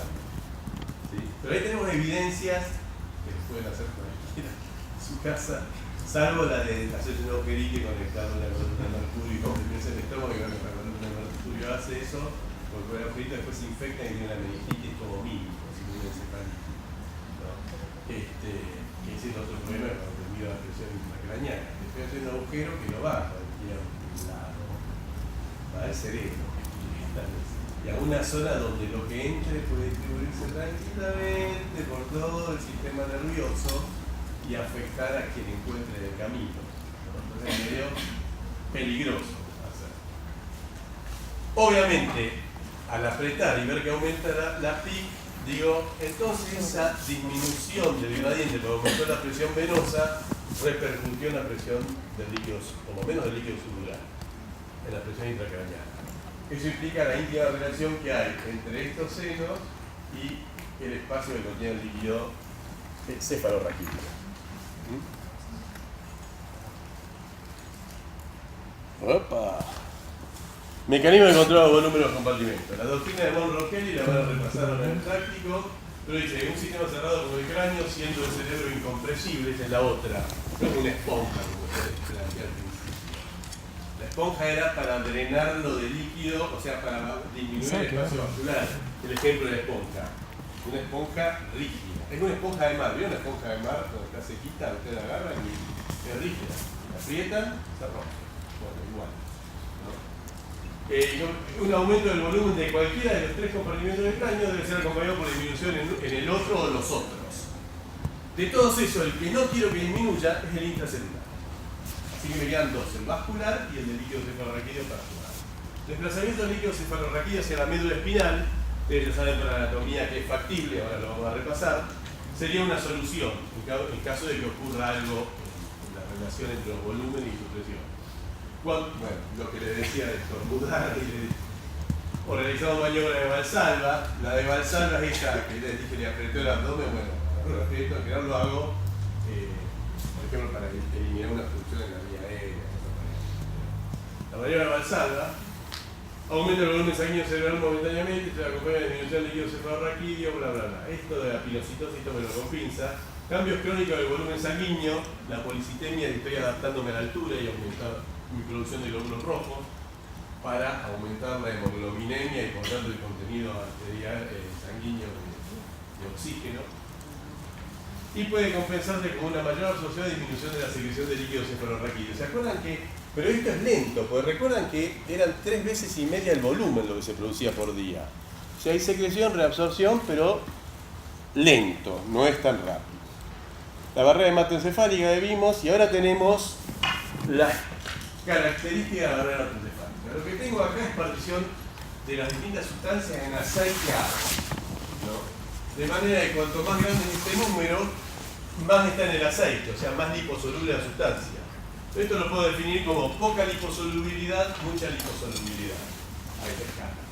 Y la otra es cuánto de eso encuentro, yo lo pongo en el vaso, cuánto de eso encuentro en el líquido cefalorraquídeo. ¿Cuánto pasa por el?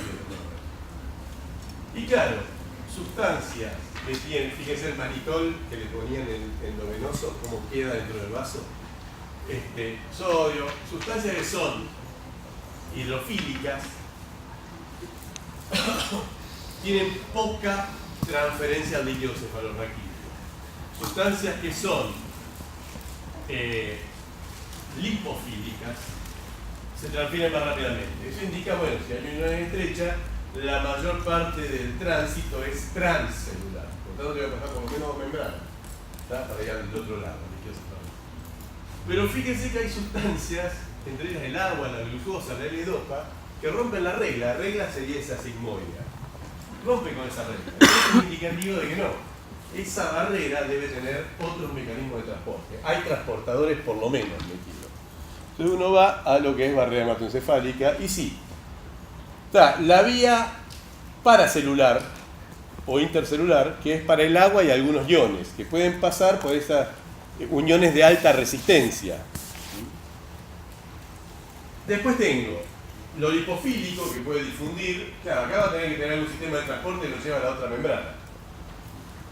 Con transportadores, acá ponen 2, pero si leyeron por ahí van a ver que hay por lo menos 3 tipos de transportadores distintos para distintas sustancias. Y después hay mecanismos facilitados, como la transcitosis, pero guiada por receptor, seleccionada y mediada por un receptor, y la otra que es más transporte en masa, que ocurre para la albúmina y algunas proteínas, que es pinocitosis. Esto es pinocitosis directamente, pero con una guía desde esta membrana hacia la otra, está polarizada, hay una guía para... Lo que pasa es que también puede haber esto, puede haber en el otro sentido, que sería el mecanismo de secreción, ¿tá? Y reabsorción. Entonces tenemos, esto explicaría por qué hay algunos que se escapan, algunas sustancias que se escapan de esa curva sigmoidea que determinaba la distribución de sustancias a ambos lados de la barrera hematoencefálica. Esto es anatomía. ¿Qué son estas zonas rojas? Al lado de si siguen la flechita le dice qué es. ¿Qué ocurre ahí? Si lo ven las flechitas negras también se lo dice. Es donde se está produciendo la secreción que da lugar al líquido cefalorraquídeo. ¿Y por dónde se va el líquido? Porque dijimos, se absorbe por algún lado, se produce 0,3 mililitros por minuto. Lo tengo solo 140, 150 distribuidos. Los 500 que voy a producir a lo largo del día, ¿dónde se fueron? Por la granulación y desaracnoides. ¿Hacia arriba? Por ejemplo. Sí, Sí. hacia los senos. Se producen acá y se van por acá, mayormente. La mayor superficie de reabsorción va a ser esta. Puede haber adentro, pero la mayor superficie de reabsorción va a ser esta. Por lo tanto, tiene que circular. Y en esa circulación, acá hay una apertura mediana, ¿ven? Un punto importante de salida. En esa circulación va a haber circulación, pues si lo produzco, la mayor producción se va a dar en el sistema de ventrículos y acueductos internos. Va a tener ahí hacia abajo y se va a ir hacia afuera y arriba, al espacio subdural y rodeando la médula. Más allá de que por el canal central también transcurra a lo largo de la médula. Hay un punto allá arriba que está tipo succión, chupando el líquido cefalorraquídeo, y hay un punto de drenaje de pérdida abajo, en la cola de caballo, atrás, al final, bien la parte bien caudal de la médula. Que acá lo llaman filum terminale. El filum terminale. ¿Sí? Ahí sería una zona de escape. Desde la perspectiva de la elastancia, lo difícil que es estirarlo, esto tiene menos elastancia que aquí. O sea, hay un compartimento medular y un compartimento craneano. El compartimento medular tiene menos elastancia del craneano. ¿Qué quiere decir? No es extensible, pero se extiende un poco más que el otro es hueso. El otro es poco extensible. La meninge es extensible, pero el otro no tengo el hueso. ¿Tá?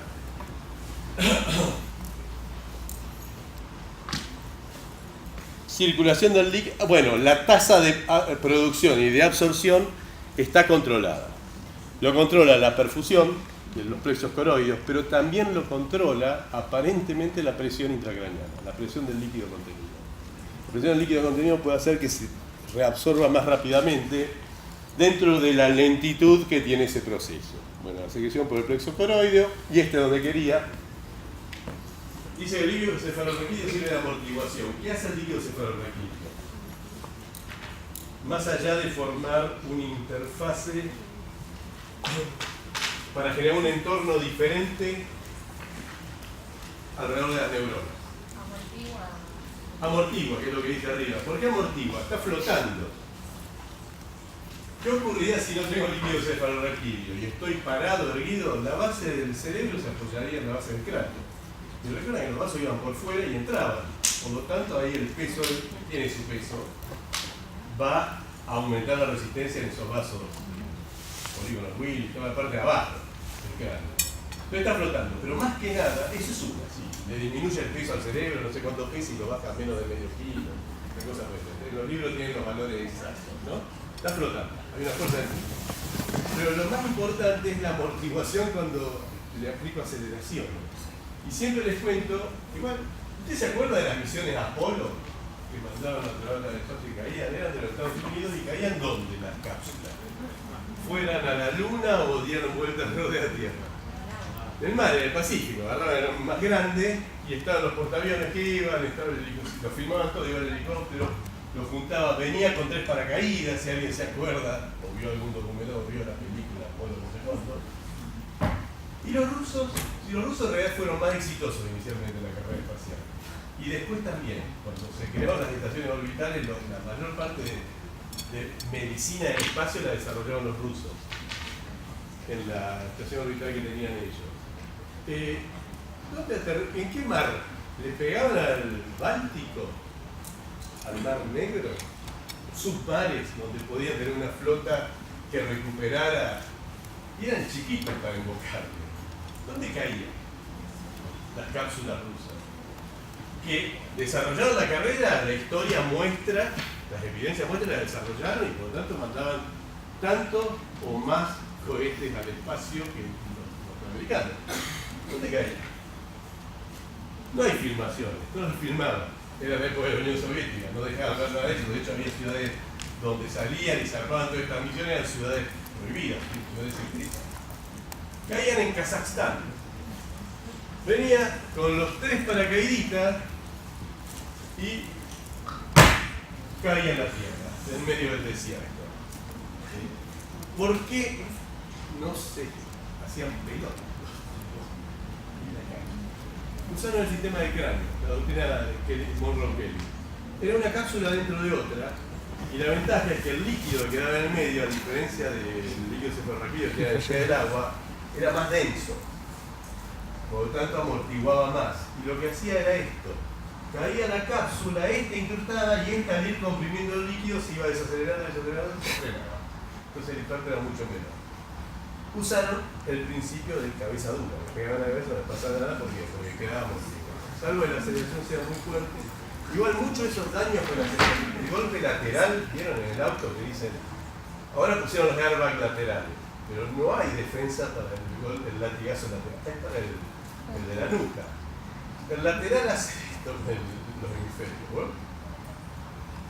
Entonces se han encontrado lesiones y hasta muertes tardías que empiezan a producir los signos días después de la lesión. No haya daño en el cráneo ni nada, porque son visto esto. El cabezazo fue ese. Imagínense a los boxeadores que me pego de costado ya. ¿No? Es el golpe que más recibe. Estiro el calloso.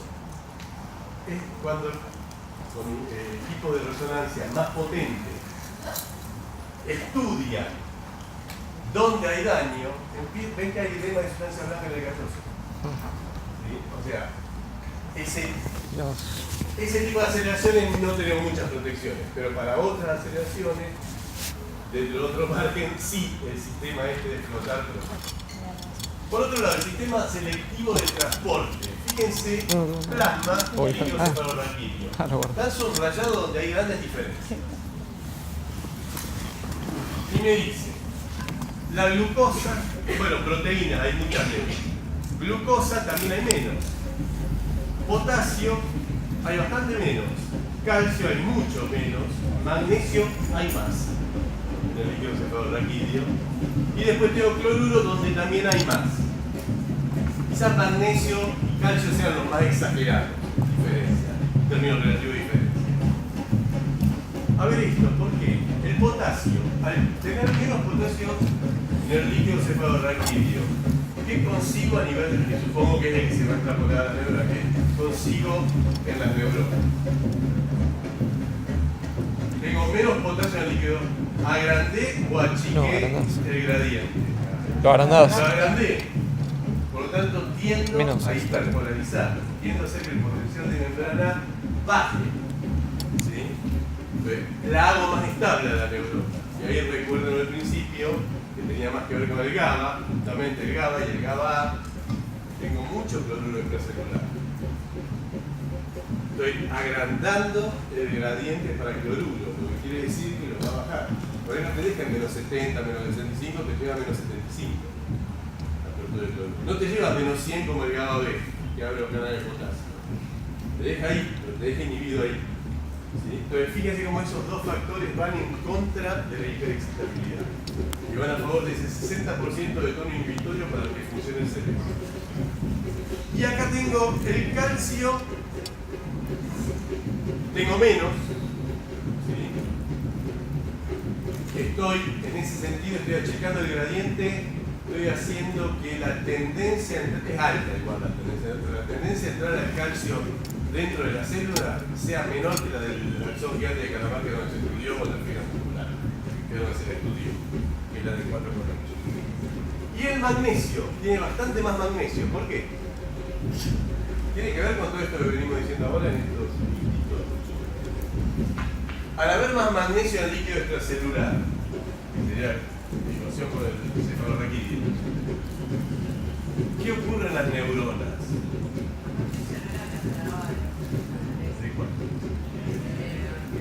El bloqueo del NMDA. Para que el NMDA sea permeable, necesito obviamente que el glutamato se una, pero aunque se una solo el glutamato no pasa nada, porque hay un bloqueo del magnesio. Bloqueo que depende de la fuerza impulsora del magnesio que está tratando de entrar a la célula. Si tengo más magnesio extracelular, si está tratando de entrar, quiere decir que el gradiente es hacia dentro de la célula. Si tengo más magnesio extracelular, lo estoy agrandando y mayor es la tendencia, mayor es el tono del bloqueo. ¿Sí? También es anti-excitatorio o hiperexcitatorio, porque estoy evitando que si activo el sistema, los NMDA jueguen un rol importante, o crítico, o dominante. Y recuerdan que ese era el del calcio, y el que iniciaba ese camino que iba pasa de por medio a la muerte celular programada. ¿Sí? Pero fíjense cómo esto también va de la mano de todo lo que veníamos hablando antes. La forma en que se... Bueno, lo del PIC ya lo dije, donde iba. Este es el método que me permite entrar bichitos también. Se distribuyen por ahí. Y este, dependo de la bondad de la calibración, porque tengo una cápsula aneroide, como la de los medidores de presión arterial automáticos. Hay una capsulita ahí metida y le dice, esto tiene que ir acá, sobre la arteria. No puedes poner al manguito de cualquier manera. Bueno, está la capsulita esa. Si está bien calibrada, me va a dar un valor de presión aceptable, ¿no? Por eso lo comprimían para ver si esto está bien calibrado. Con esto mido la presión tranquila. Pero lo que me interesa es esto, que ya lo vimos, solo que lo ponemos en forma. El flujo sanguíneo cerebral es delta P sobre R. ¿Quién es R? La resistencia vascular periférica, o sea, la resistencia de los vasos cerebrales. ¿Y quién es P? El delta P. La presión arterial menos la presión venosa. O sea, la presión arterial media, es un buen indicativo del nivel de presión arterial. ¿Sí? Y la venosa. Dado los senos venosos, la venosa es la PIC. El mismo valor que la PIC. Salvo que haya algo que la disocie. Como puede ser una obstrucción venosa. Algo que esté bajando el diámetro de una vena o una asimetría que esté... Eso ocurre, por ejemplo, cuando ocurre el desplazamiento de la placa del cráneo en un traumatismo con fractura y comprime un seno venoso. Al comprimir el seno venoso lo deforma y le cambia la resistencia al flujo de la sangre venosa. Y eso puede ser un factor que disocie la presión del líquido cefalorraquídeo de la presión venosa central. Si no ocurre alguno de esos factores, tipo estenosis, bloqueo por un coágulo, cosas por el estilo, serían igual, los normales. Por eso meten la PIC allá. Entonces, presión arterial media menos PIC sobre la resistencia, y eso determina el flujo sanguíneo cerebral. Flujo sanguíneo cerebral, bueno, no, antes del flujo sanguíneo cerebral, la PIC que estaban midiendo antes. Esta es la forma en el tiempo de evolución de la PIC. ¿Recuerdan la diastólica, sistólica, una dicrótica, la diastólica, esa es la evolución del pulso de presión arterial la arteria periférica. De hecho, en cardio la estudian acá, acá, acá, acá y allá, y ven cómo va cambiando la forma. ¿Se acuerdan? La ley del tiempo. ¿no? Fíjense qué variable que es esta. Y tiene dos componentes, un elemento y es el dominante, el más grande. ¿Cuál es? Ahí vayan al flebografo, también tiene lo mismo el flebografo. ¿Quién es el determinante de esta oscilación grande y lenta? Sube la presión, baja la presión. Sube la presión, La respiración. la respiración. Inspiro, expando la caja torácica, bajo el diafragma, aumento la presión, entre comillas, la diferencia de presión con la atmosférica, negativa intrapleural, eso expande el pulmón, por supuesto, pero todo otro tubo. ¿Cómo mido la presión intrapleural? Le meto una sonda al pulmón, algún bronquio ahí, se lo meten en el esófago, la sonda. Lo dejan en el esófago a la altura de la cavidad torácica y midiendo las presiones intraesofágicas voy a tener una idea de la presión intrapleural, ¿no? Los vasos, la aorta, la carótida, las venas grandes, están pasando también por ahí. La cuestión es que las arterias se la bancan a esos cambios de presión que se miden en centímetros de agua, por ejemplo. Milímetros de mercurio son pequeños los cambios de presión. Esto acá está en milímetros de mercurio, fíjense la diferencia que tiene, unos 6 milímetros de mercurio, ya. ¿Sí? Mientras que las venas grandes, especialmente las que tienen mucha superficie, sí van a ser modulados su diámetro por la fase inspiratoria y expiratoria. Inspiro, aumento. El corazón, especialmente si hago inspiraciones violentas, fuertes, es un músculo, se contrae, va en contra, aunque sea mínimamente, de alguna de las fases del ciclo cardíaco. Uno respira, cada ciclo ventilatorio son entre 10 y 12 por minuto. ¿Sí? Tengo 70 cardíacos metidos allá adentro. O sea, en una inspiración fueron varios fenómenos de contracción, relajación del corazón. Cuando inspiré, ¿a quién favorezco? ¿Al llenado ventricular o a la eyección? Favorezco el llenado. La eyección va a depender del inotropismo, porque en realidad la fuerza muscular está haciendo esto y el entorno del corazón está haciendo, como un resorte, lo está tratando de estirar. ¿Sí? Y cuando expiro es al revés. ¿Sí? Al generar presión. Estoy favoreciendo la eyección y disminuyendo el retorno venoso. Desde abajo va a venir menos y desde arriba también va a caer menos. Y si cae menos sangre de arriba, quiere decir que se acumula en ese tubo descendente seno venoso, la presión de perfusión cerebral disminuye. ¿Sí? Y lo veo en la PIC. Y estos otros vallecitos y crestitas que hay, ¿qué son? Las contracciones moleculares. Esa tiene más que ver con lo cardíaco, con el pulso cardíaco, y como lo estoy midiendo en algo que de un lado tiene una pared rígida, el rebote de la onda de presión de la sistólica, la onda de presión asociada a la sistólica se desarrolla en el seno venoso o en el espacio subdural, pega en la pared craneana y vuelve. ¿Sí? Entonces da estos picos primarios y secundarios. O sea, da una serie de picos, ¿no? Pero está modulada por lo respiratorio fundamentalmente, por eso lo de la tos era un poderoso determinante del flujo sanguíneo cerebral, lo favorece o lo desfavorece. Y esto que tenemos acá, si bien dice complacencia, ahí pueden discutir a alguien, y dice, pará, pero esto, complacencia pulmonar era presión, volumen, ¿no? Esto está dando vuelta, ¿no es elastancia? Bueno, si lo van a buscar los libros, le ponen complacencia cerebral y me dice, ¿cómo varía la presión a medida que le inyecto volumen al espacio subdural o al ventrículo lateral? Lo hicieron un pobre perro muerto y te tenía así, pusieron con el pulmón para ver la curva de complacencia pulmonar. Lo mismo hicieron con esto. Y sacaron esas curvas. Y al mismo tiempo le hablan de la elastancia. Fases de la curva de mayor o menor elastancia. Está bien, van de la mano, son dos caras de la moneda. La cuestión es que yo le meto líquido y veo cómo cambia la presión intracraneana. Y veo que se banca bastante antes de empezar a subir. Algo parecido a lo que veían en la complacencia pulmonar. Dando vueltas el gráfico,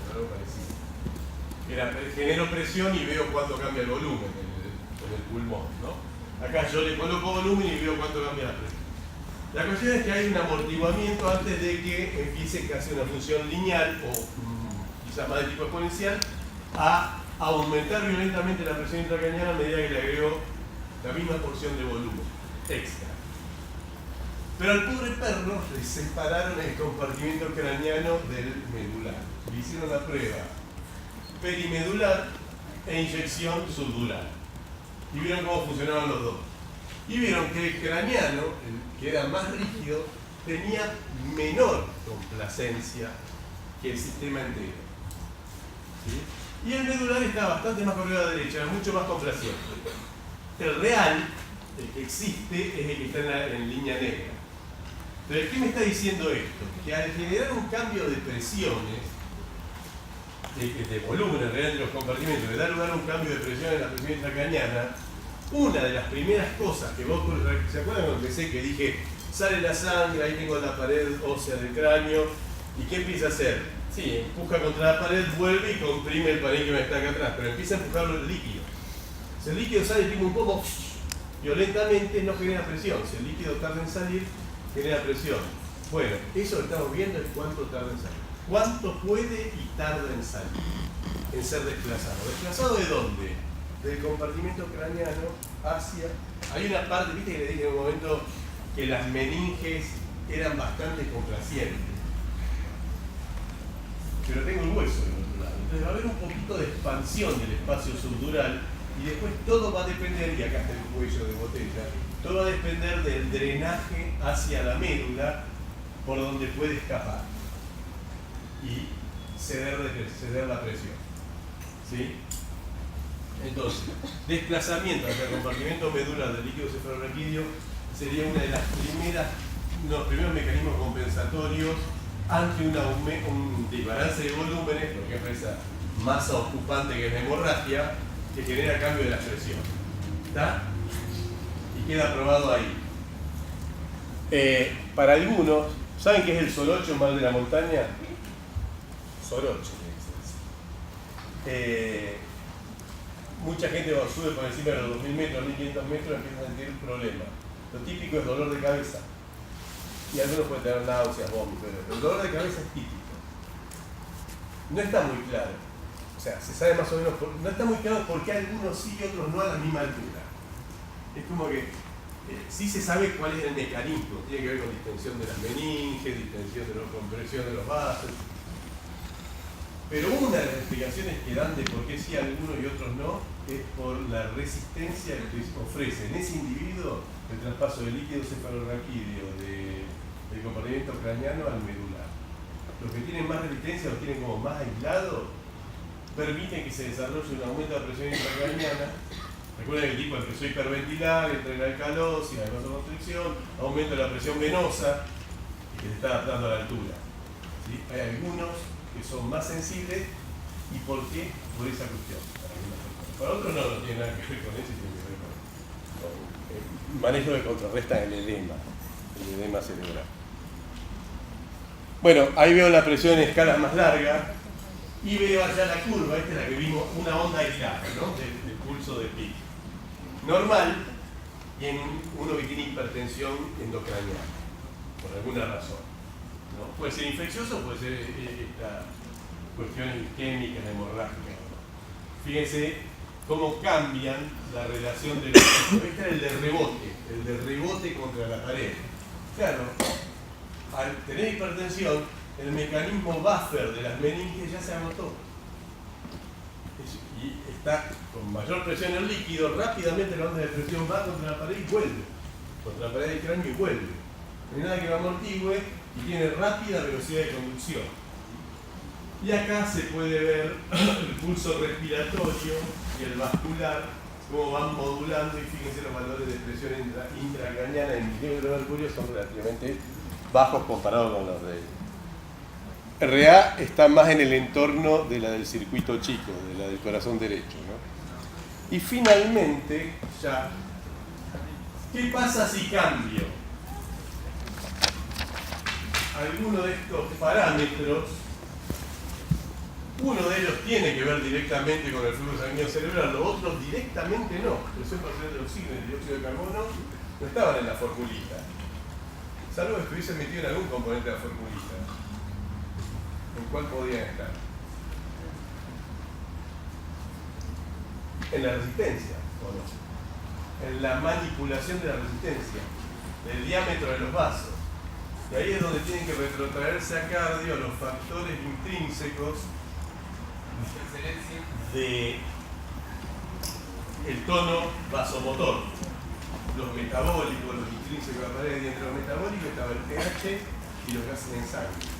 El dióxido uno podía decir, bueno, va de la mano del pH, pero el oxígeno no, el oxígeno era, la presión parcial de oxígeno era uno de los determinantes. Así que por ahí estos dos tienen que ver con el denominador de la fórmula del flujo sanguíneo cerebral. Lo que yo veo es que para el oxígeno, mientras no caiga por debajo del límite fisiológico, que eran 50 milímetros de mercurio, esto también pasaba cuando vieron control de la ventilación, tasa ventilatoria versus presión parcial de oxígeno. También, por debajo de los 50 venía una línea chata, y cuando llegaba por debajo de los 50 milímetros de mercurio, la curva de relación entre ventilación y presión parcial de oxígeno subía exponencialmente. Algo parecido a lo que pasa acá. ¿Sí? Entonces, cuando baja la presión parcial de oxígeno, aumenta el flujo, probablemente producto de aumento del volumen minuto por la frecuencia cardíaca, el volumen sistólico. ¿Para qué? Para seguir manteniendo la oferta vital de oxígeno de ese tejido en particular que es el cerebro. El dióxido de carbono es medio engañosa esta curva por el rango fisiológico que está por acá, o sea, habría que estudiar esta parte de la curva, y ahí se parece también a la de ventilación, presión parcial de dióxido de carbono. Lo único es que si me extiendo más hacia acá y más hacia allá, estoy jugando con pH también, porque si me voy más arriba o más abajo estoy con acidosis respiratoria y alcalosis respiratoria. Entonces estaría viendo indirectamente la modulación del flujo sanguíneo cerebral por el pH. ¿Qué pasa? Si me voy hacia una acidosis, aumenta, que era lo de esperar, lo que uno esperaba. ¿Y qué pasa si me voy hacia una alcalosis? Disminuye hasta saturar, hasta llegar a un piso. Y esto de disminuye el flujo sanguíneo cerebral, ¿recuerdan la hiperventilación entre las maniobras para el ACV? Es quizás la razón de la hiperventilación. Esta respuesta del flujo sanguíneo cerebral a la alcalosis, a la caída, por lo menos respiratoria, a la caída, que es lo que le provoca, porque le provoca la alcalosis respiratoria ventilándolo, hiperventilándolo con el aparato. Y el que sí tiene que ver es la presión arterial media, y ahí es donde veo, porque de un lado cae insuficiencia cardíaca, cae la presión arterial media, y obviamente la caída del flujo. Pero lo que me llama la atención es que para un rango muy grande de presión arterial media, es arterial media. La diastólica, ¿se acuerdan cómo era la formulita? La diastólica más un tercio de la diferencia diastólica sistólica. Esa es la formulita. O sea, esta es bastante alta, una de 125. Como presión diastólica sistólica. Bueno, fíjense cómo se la banca. Mantiene el flujo constante ante esos cambios. Que son cambios que ocurren más rápido. Por eso rápidamente cambia el cronotropismo, o sea, la frecuencia cardíaca, y paralelamente, y se anota rápido, pero paralelamente el inotropismo, la fuerza, que van a ser determinantes, y la resistencia es el otro determinante. Bueno, el cambio en la resistencia quizás me explica por qué aumentando la presión, significativamente la presión arterial media, el flujo no cambia. Delta P arriba y el flujo no cambia, quiere decir, o estoy jugando con la venosa o la PIC en este caso, o estoy jugando con la resistencia vascular. Y recuerdan la manipulación que hacían las neuronas de la resistencia, del diámetro de los vasos que nos rodean para mantener la perfusión, la resistencia vascular. Y al final hay un aumento violento que se los dijo con un nombre propio que se llama Cushing, reflejo de Cushing, que es la prueba de que hay inervación autonómica en los vasos cerebrales, porque si no, no hay prueba de ello. Bueno, ahí me lo dice, Cushing. Y acá es la misma curva. ¿Y qué dice? Compensación homeostática, juego entre la PIC, lo que dijimos hace un ratito, y la resistencia vascular cerebral. El determinante de esta meseta en la relación presión arterial media versus flujo sanguíneo cerebral. Este es un ejercicio de la guía, lo van a discutir, pero están jugando con esto, el diámetro de los vasos en función, en este caso, de la presión arterial media, como a medida que cae la presión arterial media, bajo la resistencia dilatando, lo que pueda, y al subir voy aumentando la presión arterial media, voy aumentando la resistencia también, para que el numerador y el denominador se queden en el mismo valor. Si subo el numerador, tengo que estar con un número más grande, o sea, tengo que subir también el denominador. Y con la presión parcial de dióxido de carbono ocurre la inversa. A medida que aumento, tengo que perfundir más para lavar más el dióxido de carbono. Y a medida que disminuye, me está indicando que la oferta distal de oxígeno sobra y por lo tanto aumento de resistencia vaso contrario. Acá tenemos el desplazamiento de la línea media y vaciamiento del ventrículo del lado donde está desarrollando la hemorragia, y ahí termino, la hemorragia intracerebral. Y ahí repasamos todos los componentes celulares, los neurológicos más o menos, y fundamentalmente los biofísicos y los hidráulicos del sistema. Los celulares y los neurológicos los van a ver en más detalle. Y que la mitad salga por acá,